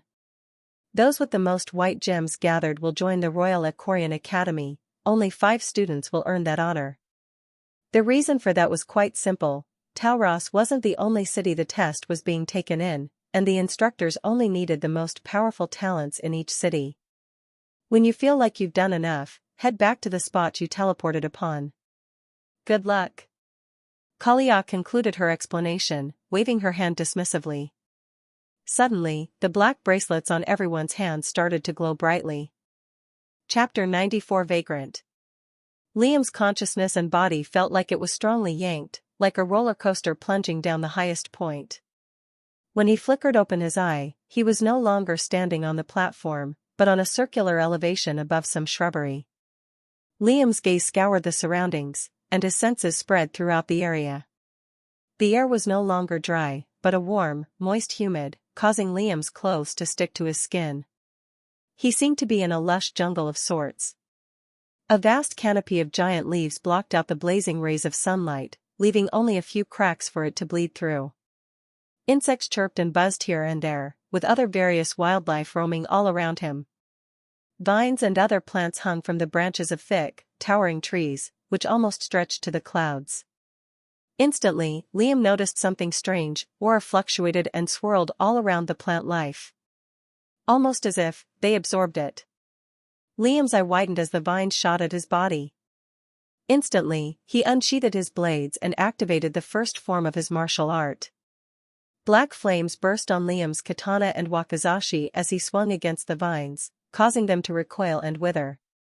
A further inspection allowed one to see the entire jungle slightly slithering, coiling around insects and wildlife, like flies caught in a web. Liam heaved a short sigh of relief. They're not as strong as I imagined, but they'll target any living being. I'd better not get caught by them. With that, he began moving. He hadn't spotted any other participants besides himself, but his senses would pick up on a scream, tremor, or loud explosion now and again. If we all spawned in different locations, some might have gotten lucky and already found some gems. The landscape surrounding the jungle was uneven and rough. There were small underground caves, large hills, and flowing rivers. As he ran, Liam's eye picked up on a faint trail of aura, hidden along the thick shrubbery. Could it be, he wondered, tracing alongside the world essence? It took him half an hour to reach the source of that trail, but a smile grew on his face when he did. Underneath the tall ledge he was on, was a large pond, the surface of which was covered with countless lily pads. All around, lush shrubbery enclosed the space. Right in the middle of that pond, was a white gem, sparkling brightly with the faintest light, atop a crystal-clear lily pad. Besides that, there were dozens of rank 3 pond worms wriggling beneath the water, each one 2 meters in length, with the thickness of an adult thigh. Pond worms were parasites. If they managed to pierce through skin, they'd slowly devour the body from within, consuming flesh and bone with their circular maws, adorned with rows of spiky teeth. That being said, they had no particular defense or attack skills, just incredible speed. Liam grew pensive. The gem might break if I jump over and make a big enough splash, he clicked his tongue in annoyance. Killing them one by one is doable, but that takes too long. Suddenly, Liam sensed 2 figures rapidly approaching from the tree line, emerging from the wall of plants. They were a pair of young nobles, a girl and boy, just a few years older than Liam was, robes tattered and hair muddied. They looked awful. Their skin was red and bumpy all over. Some plants in the jungle were particularly poisonous, through touch, smell and consumption. Noticing the crystal flower in the middle, their faces beamed. Look! We found one, the girl smiled joyously, the tears swelling in her blue eyes instantly dried. Meanwhile, the young man looked conflicted. Some muscle could be seen under his robe, but a pensive look gave him a scholarly air. But, the snakes. The young girl pouted, sneaking a glance at her boyfriend.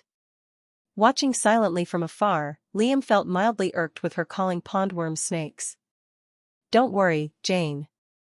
You already know I come from an alchemic family, don't you? He huffed his chest and smirked. All you have to do to extract the gems is apply some light mental energy and aura to it, it'll exit the stem by itself.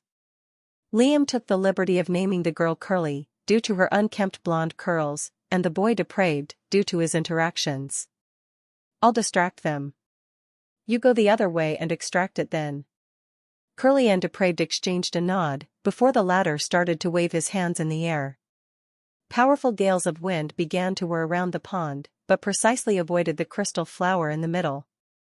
Screeches that sounded like nails scraping against a chalkboard gathered volume from beneath the pond. The worms slithered out of the water and lurched at Depraved with unreal speed. One after the other, the young man used wind elemental spells that pushed back the worms, cutting them down and spraying the ground with blood. Nearly all worms slithered out the pond and hissed angrily at the invading human, while Curly beamed with a devious grin. Carefully, she produced water-made platforms to hop on towards the flower. Before she could get 2 steps close, a figure fell from above, black chains wrapped around his feet, the ends of which were tied to a pair of blades stuck on the ledge he dropped from. Liam positioned himself upright over the flower, extending his chains just the right amount in order not to hit the water. Before Curly could utter a word, Liam's precise mental waves and improved aura manipulation enveloped the Diamora blossom. The stem gracefully twisted around itself, before blooming into a glittering treasure. Liam grabbed the flower with a delicate touch, putting it safely into his ring, before pulling himself back to the ledge.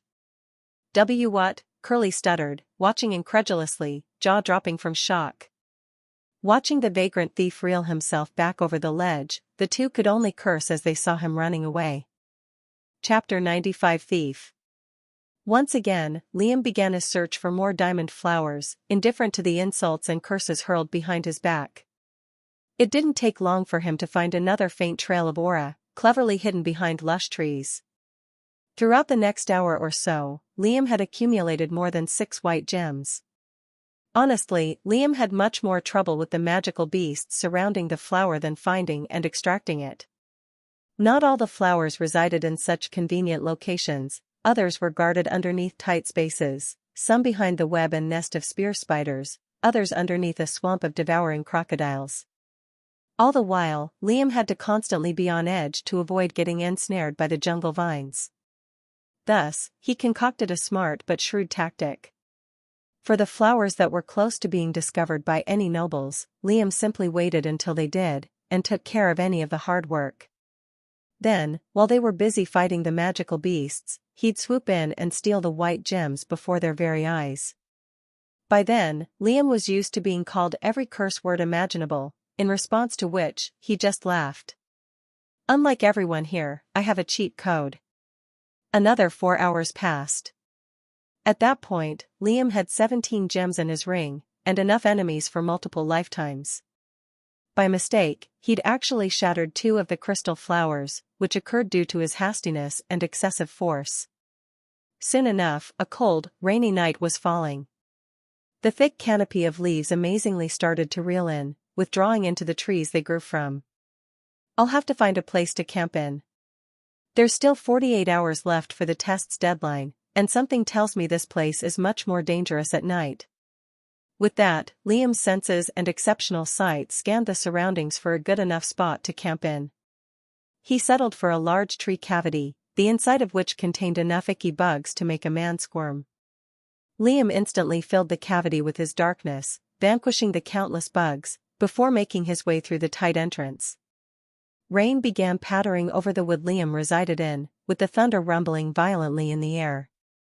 Liam's stomach eventually growled, but he'd already stored some dried badger meat prior to his camp. This is more than just a test for finding flowers. They want to test adaptability, strength, determination, intelligence, and more.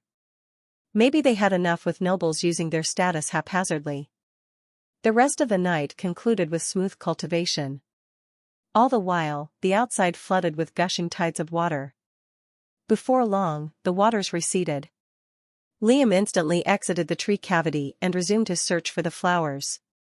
Strangely, he noticed how the jungle vines and general plant life were much stronger and faster compared to the previous night.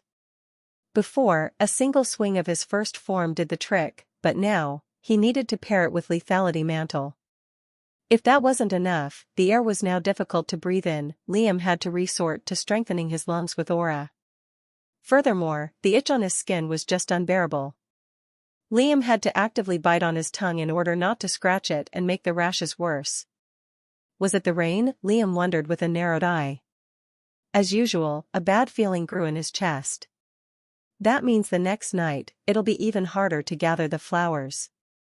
That was the catalyst for Liam to work much harder to find the gems, becoming even more daring with how he extracted the flowers. I'm sure nobles have scouting techniques they could use. No sweat, I still have time. /////. Meanwhile, scattered all over the jungle, nobles and peasants formed groups to find gems and equally divided amongst themselves. However, they just couldn't find any. The first night, they had some initial luck with where they spawned, but even then, they only managed to gather 2 or 3 gems. It was when that vagrant thief scum stole from each individual group that they started to realize what was happening. That cursed peasant was too fast for them to do anything, but they couldn't attack him even if they desperately wanted to. When the first 24 hours passed, chaos ensued.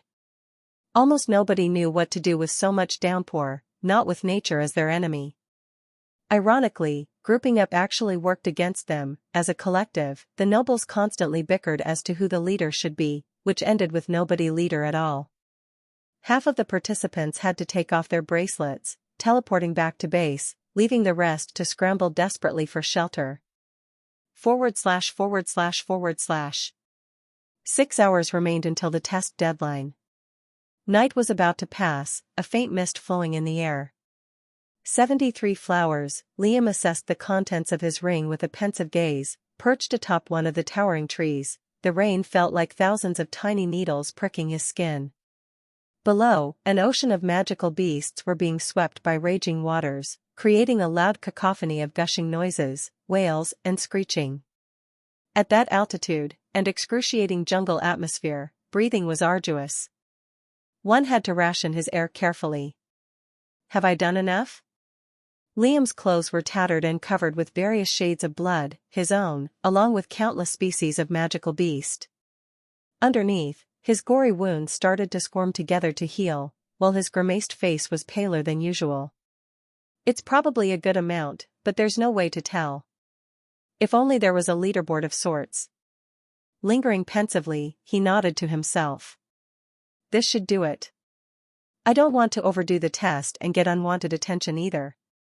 In the first place, he'd felt like it was enough, but his paranoia made him do more. Finally, night passed. Liam watched astutely as the ocean below started to absorb back into the wet earth. Simultaneously, the jungle floor started to quake, causing Liam's eye to narrow uneasily. Chapter 96 Student. World essence started to gather around a large mass of thick vines, which twirled and twisted to conjoin with each other. Liam watched with a tense gaze as the giant mass started to take a disturbing shape. A giant pincer resembling a Venus flytrap emerged at its front, adorned with razor-sharp spikes for teeth. Hook vines shot out of its rear, front and sides, clinging to the surrounding trees as it released a low, deep growl. Liam didn't need to watch the rest, activating fleeting foot and running away at full speed. What is that thing? He cursed with a frown, looking over his shoulder to track the giant monstrosity. Rank 4? It started to chase, its hooks clipping to trees to catapult itself forward, its giant pincer closed and shut repeatedly, splintering the thick, towering trees with ease. Hook shot at Liam's body, but lethality mantle, the second and first form of his martial art, severed the chain-like vines and withered them. It's not. If it was, I wouldn't be able to cut or dodge that, he thought with relief, but didn't stop his speed. Incoherent shouts, shrieks, and screams of fear and anger gathered volume throughout the jungle. At first, Liam thought the nobles spotted him and wanted to take revenge, then realized they were being chased by the same thing he was. All around, bright flashes lit up the shaded jungle. One by one, the fear-struck participants decided they had enough, activating their bracelets and teleporting back home. The giant monstrosities softened their growls as they saw the humans disappearing, all except one.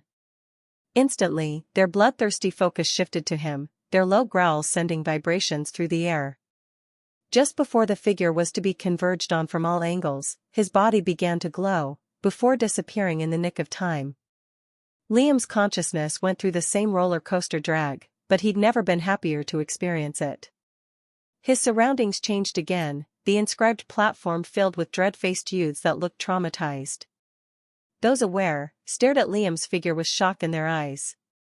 What's with them? Liam's gaze narrowed, a bad feeling stirring in his chest. The grip on his blades subconsciously tightened. He shifted his gaze above. Kalia still stood in the air, shooting him a knowing grin, staring at him with a probing and amazed gaze. What's with her?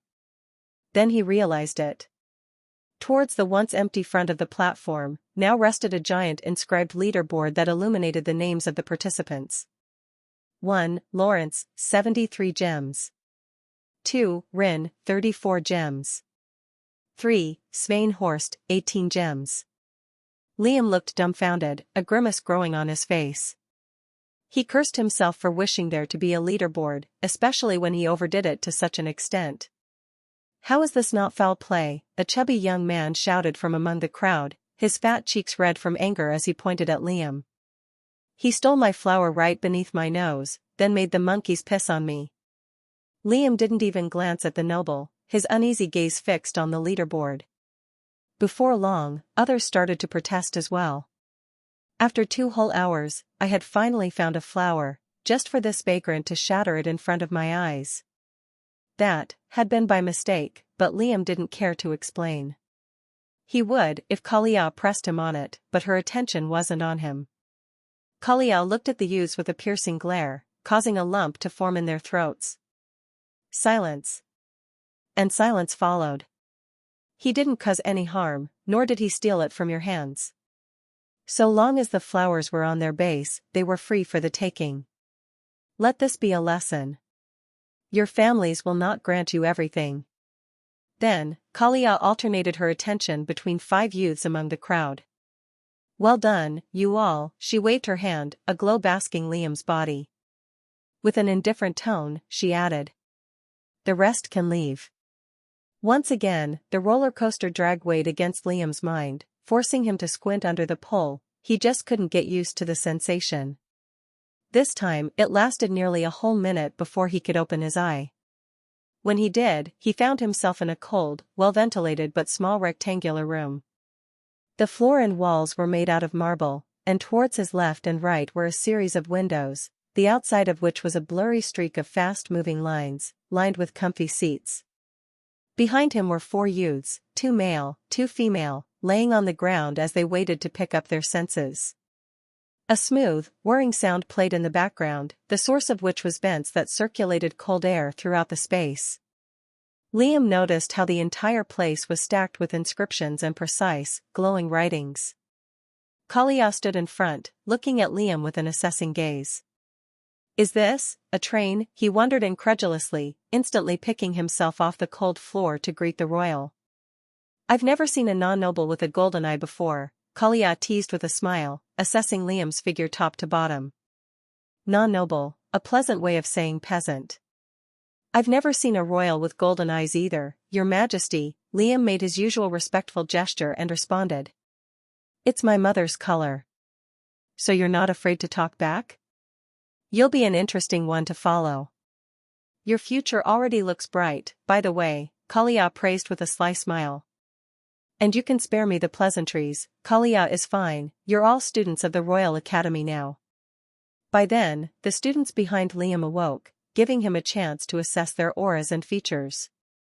One of them was a square-faced youth, his black eyes looked valiant and sharp, dark red hair tied to a man bun. From those present, he looked the oldest, donning a crimson robe. The remaining male student looked like a delinquent. His vermilion eyes held a hostile gaze, while his smooth dark hair fell over his shoulders. A natural frown rested on his face, donning a black robe that didn't look like it was from noble origin. Beside him was a young girl, the youngest from the bunch.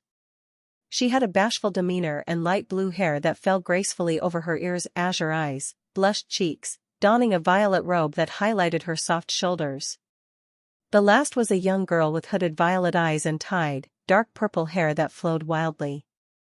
She had a quiet, solemn disposition compared to the others there, and wore a black one-piece that extended past her shins.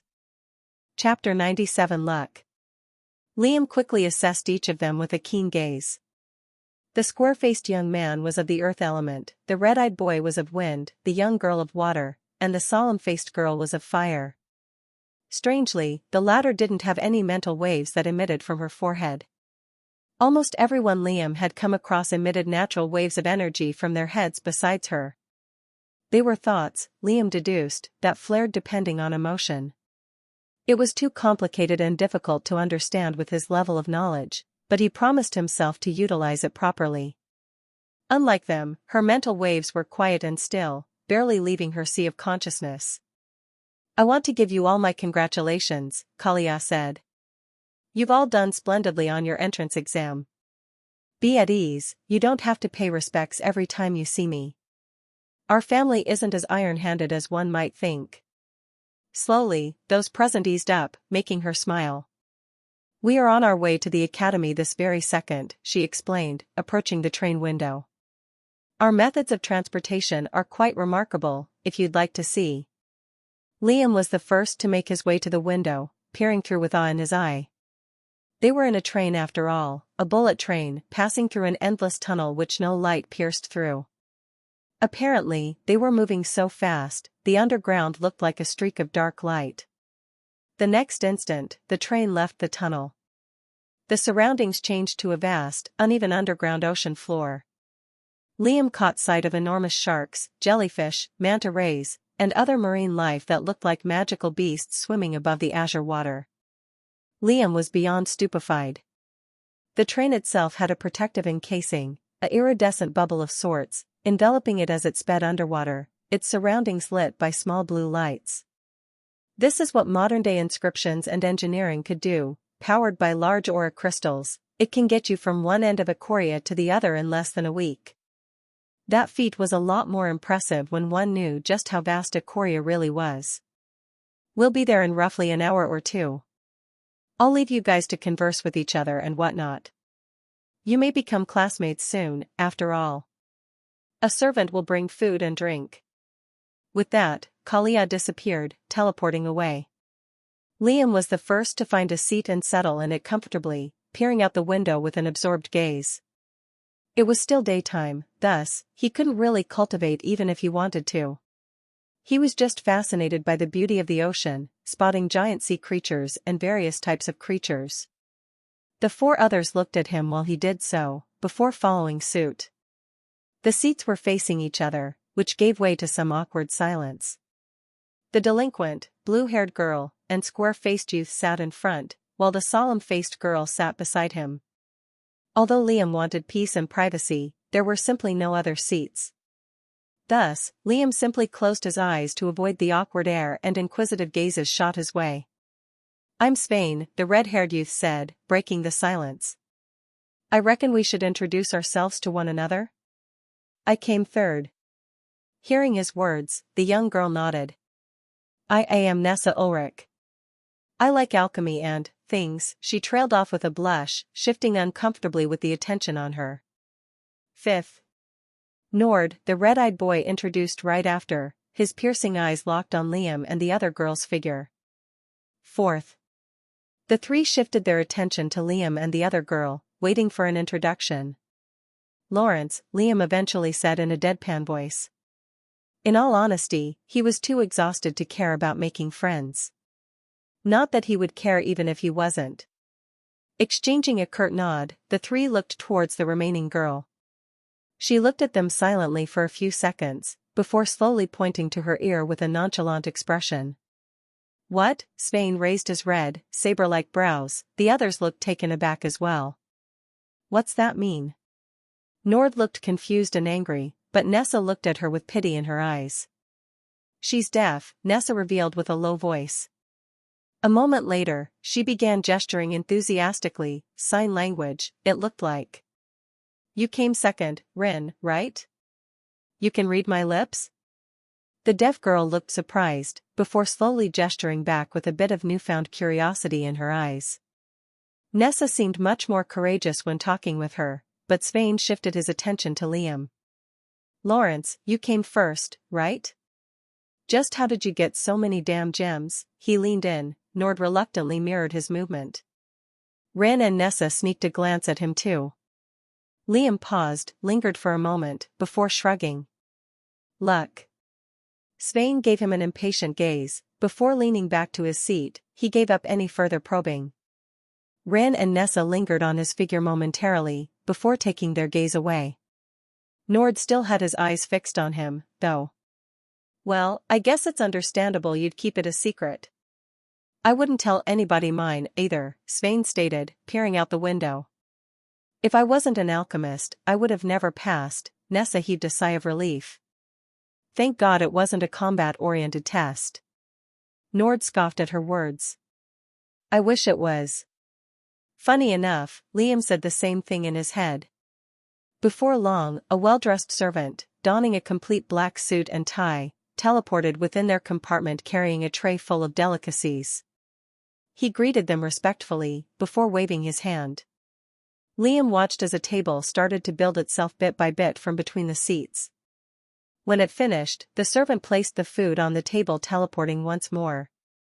Liam was amazed momentarily with the self-building table, before gulping down entire plates of meat, uncaring of any manners or etiquette. Svein looked dumbfounded that such a person could get first place, but he couldn't deny that Liam looked unsettlingly threatening. The five quickly ate their food in silence, except Nessa and Rin, who gestured to each other now and again, while Nord's eyes were glued to Liam's figure. It wasn't long before the academy grew visible in the distance. Chapter 98 Janice. As soon as the train climbed over the underwater slope, Liam's eye widened with shock, his golden retina zooming in to get a better look. As if the bullet train wasn't enough, what caught his gaze almost made him gasp. The giant academy looked like a giant underwater dome, at least, that's what the colossal, iridescent bubble surrounding it made it seem like.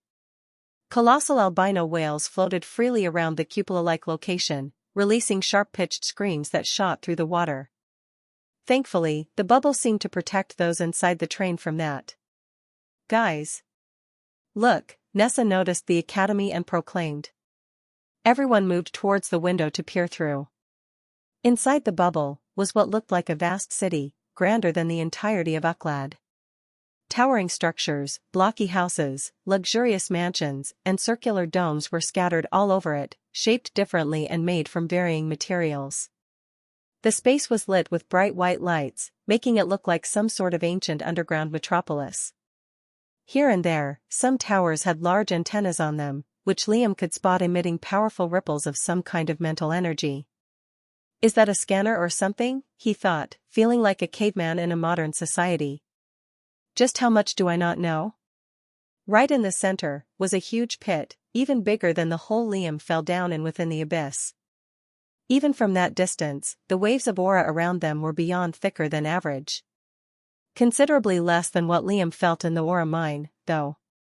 It's an aura well. It makes sense how they would make an academy right on top of one, Liam thought excitingly. Our cultivation is bound to be sped up, right?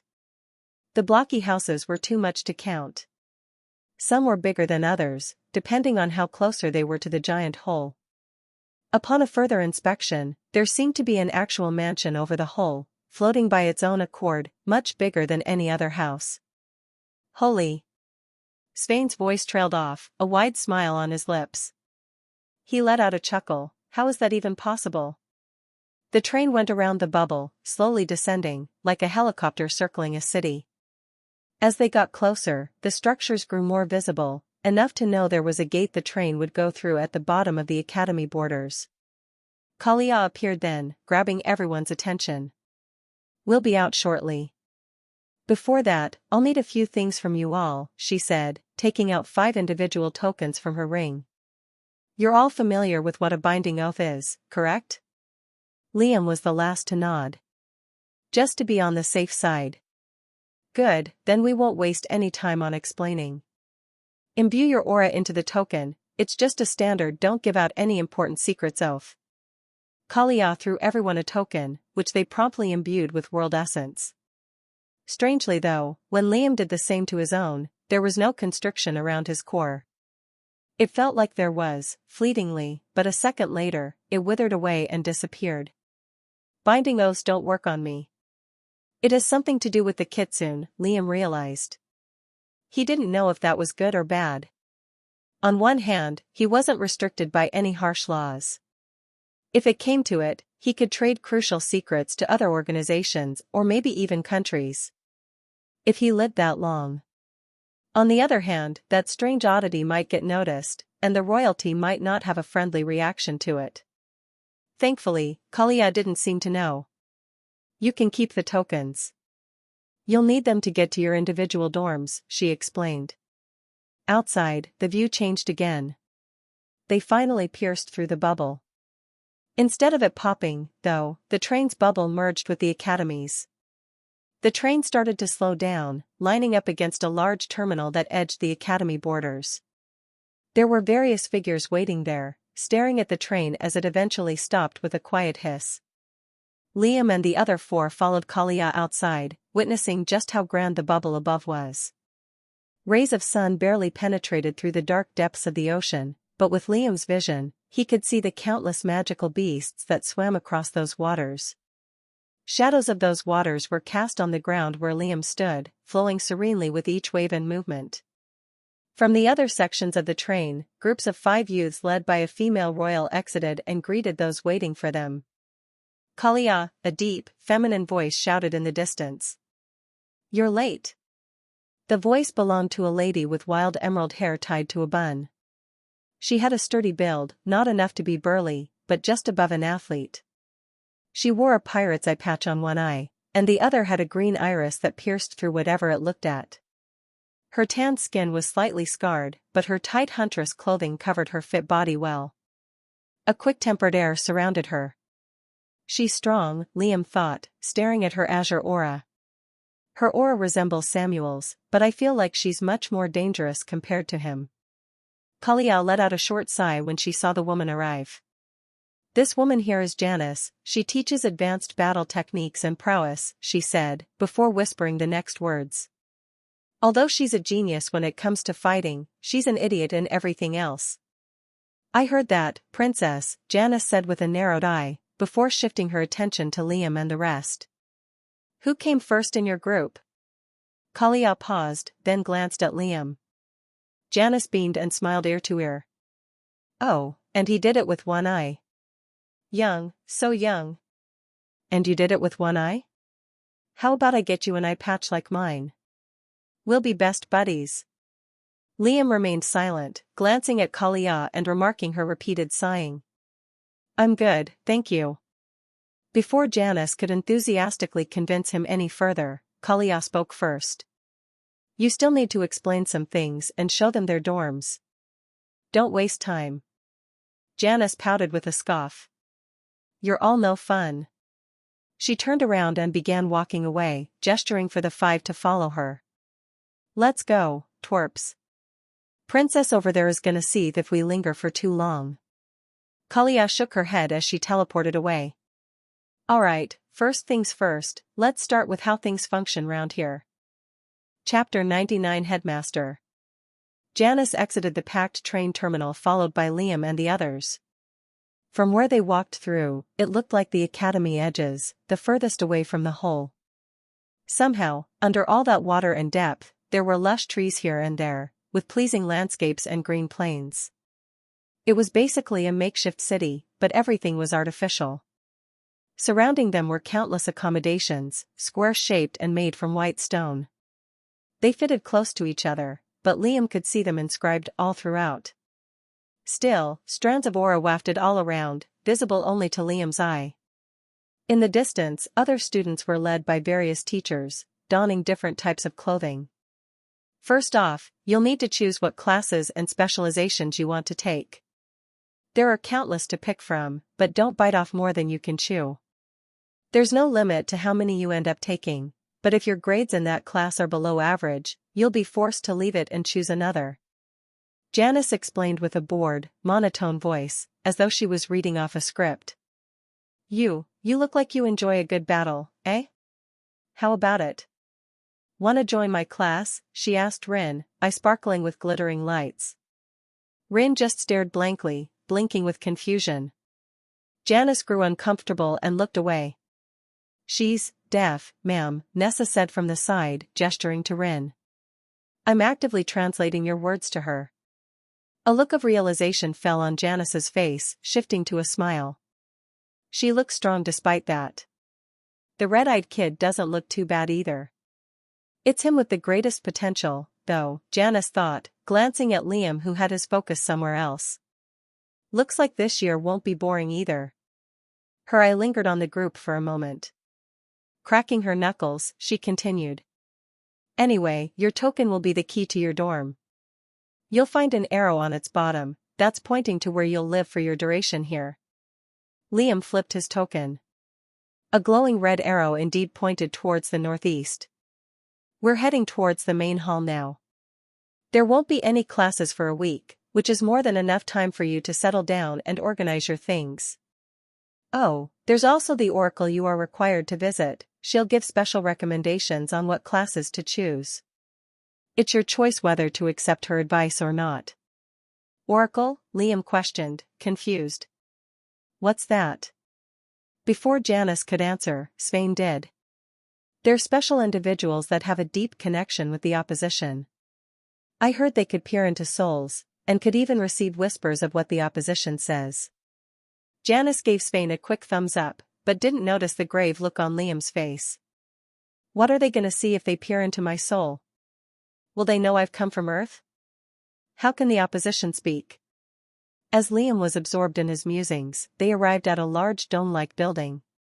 The interior resembled a modern museum, the floors were made from shiny marble, with chandeliers lighting up the space. The ceiling was entirely glass, allowing one to see the ocean above. To the right and left were large inscribed boards, containing a mumble-jumble of information and various charts that moved on their own. In front, a plump lady sat behind a wooden counter. Soon, all the cohorts led by other teachers converged within the hall, filling it slowly. The air instantly turned rowdy, excited whispers passing from lip to ear. Ugh, Janice grunted, annoyance growing on her face. I hate it when the crowds get big. An old man suddenly teleported in the center of the hall. He had a golden monocle on his right eye, his black irises somehow sharper than the well-trimmed goatee on his chin. Although there were wrinkles on his face, his age didn't reflect on his intimidating face. He was dressed in a complete black suit, his shoulders square and broad, his short milk-white hair slicked backwards. Liam saw how his aura was much stronger than Janice's. I am Headmaster Rye-Orn, his voice was deep, demanding, regal. Like a king commanding his soldiers, his piercing gaze swept the crowd. I will now state this year's highest ranker. If you recognize your name and number, step forward. Lawrence. 73 gems. Liam's face turned dark. He suppressed a grimace from appearing, but let out a deep grunt inside. First the soul-peering thing, and now this. When are they gonna realize some people don't beg for attention? Janice and the students made way for Liam to pass through, giving him a strong tap on the back along with a mischievous wink. Countless gazes intersected on Liam's figure, awe, jealousy, respect and disgust. He hated each one. Well done, young man. Due to your incredible accomplishment, you will be given close accommodation to the whole. Use it well. At least that's a plus. Liam nodded with a gesture of respect. Rye took his token and applied some aura on it, then gestured for him to enter back inside the crowd. I will now explain the rules of this establishment. You are obliged to strictly follow. I have already expelled 84 students, nobles, mind you, for unruly behavior and disrespect. Do not add yourself to the list. A smirk almost appeared on Liam's face. He liked the headmaster already. Especially seeing the stiff look from the surrounding nobles. No fighting or bullying of any kind, self-defense, however, is perfectly okay. Duels and wagers are allowed, but first years are required to have a supervisor on standby. Some classes are mandatory and run on a strict schedule. The teachers have the last word, do not challenge them or ask for leniency. For the first week, our facilities are free, before you are required to pay to use them. We have a point system for those that wish to purchase techniques and spells, but you will need to complete missions in order to attain them. The headmaster let the students absorb his words momentarily, before concluding his words. You may visit the Oracle before the end of this week, along with the many facilities we have before classes start. Dismissed. Chapter 100 Classes. Instantly, the crowd scattered in all directions, but not before everyone received thick books regarding the academy classes and timetables. Headmaster Rai had already teleported out, but Janice lingered for a bit. All right. You misfits look like you understand everything, so I'll be on my way. Oh, before I forget. Janice fiddled around with her pocket, before taking out 5 individual maps. That's the general layout for the academy. Just use your mental energy to get a better description of them, she said, handing them to Liam and the rest. Drop by my class if you'd like to get battered, Janice said with a smile, before turning around to leave. If you're good enough, I'll take you as my disciple. With that, Janice left. I'll be going, then, said Svein, shifting to the group. I hope we can become friends and hang sometime. Nessa nodded with a meek smile, Rin remained silent, and Liam hummed noncommittally. Meanwhile, Nord looked at Liam with respectful but challenging eyes. Let's fight one day. I'm sure I'll make it worth your time. Liam let out a half scoff, half laugh, before leaving himself. Even in his first life, Liam had no friends. He didn't imagine that would change in the second. As he left the hall, he noticed a group of nobles looking at him with strange gazes. The look in their eyes was something Liam recognized well, that greedy glimmer he could notice from a mile away. He responded with a piercing glare, unblinking as he looked over the group sizing him up. They eventually got uncomfortable and left the area, but Liam memorized their faces just in case. Heaving a sigh, Liam followed wherever his token pointed towards. After half an hour of walking, he faced a medium-sized 2-story house. There weren't any windows, except the ceiling which was see-through. This is it, he thought, imbuing his token with aura and pressing it against the front door. Click. Liam creaked the door open and entered. His mental waves couldn't actually pierce through the space from the outside, the inscriptions didn't allow it to. That, and there was no noise exiting the house, making everything that happened inside perfectly discreet. Glad they thought of privacy, Liam smiled, elated at his new dwelling. After a quick tour, he realized there was a large basement in the bottom as well, alongside the 3 well-furnished bedrooms. The rectangular basement was empty, but the walls were made from reinforced white steel, lit by bright lights lodged between the ceiling. Inscriptions covered them too.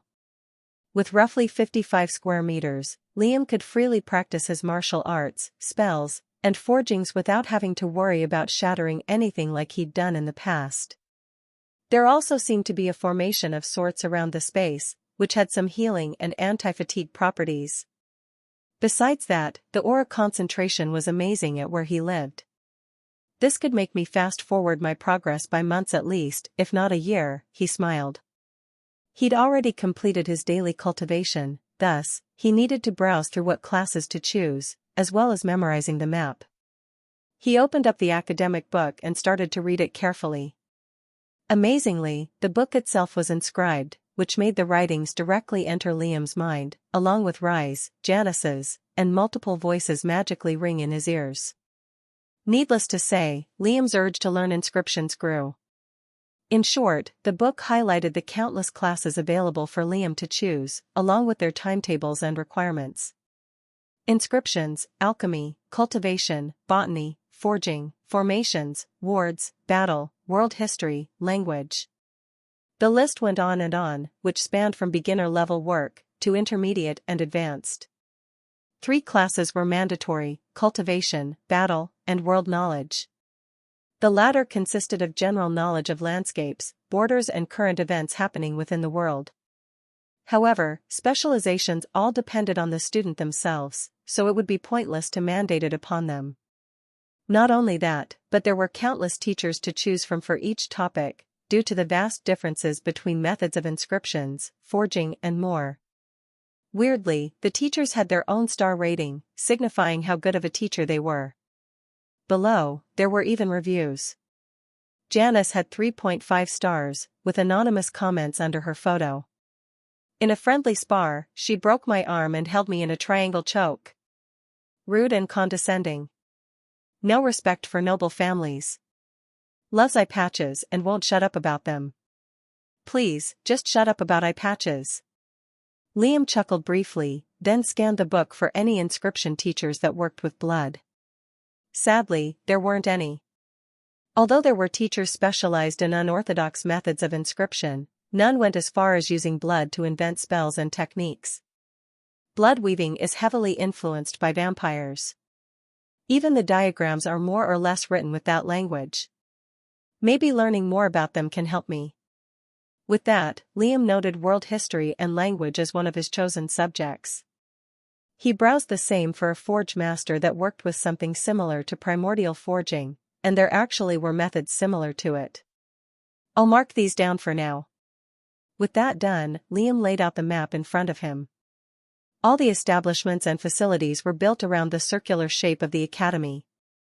Battle halls, alchemy labs, formation fields, inscription labs, armories, grand library. There's too much here to browse through in just a week. Liam memorized the layout quickly, before nodding to himself. I better visit the armory first. I'll see what spells I buy with my current wealth. Liam had a hefty sum saved, Revel's inheritance, prize money from the tournament, the 3 nobles' rings and the countless inscribed items he sold off. Overall, it amounted to 38,000 aura stones. Before that, he pushed himself to the limits with the psionic rune. He didn't feel close to becoming a rank 2 magus just yet, but Liam's biggest advantage was his strong mental sphere. Reaching a rank 4 body was still far away, and so was the solid stage of his core. But with the torture he'd endured with his sea of consciousness, it wouldn't be long before he could advance. At least, if I get the time to absorb a rank 2 or rank 3 beast will. After his eye turned bloodshot from training, he'd finally left his dwelling and went straight towards the armory.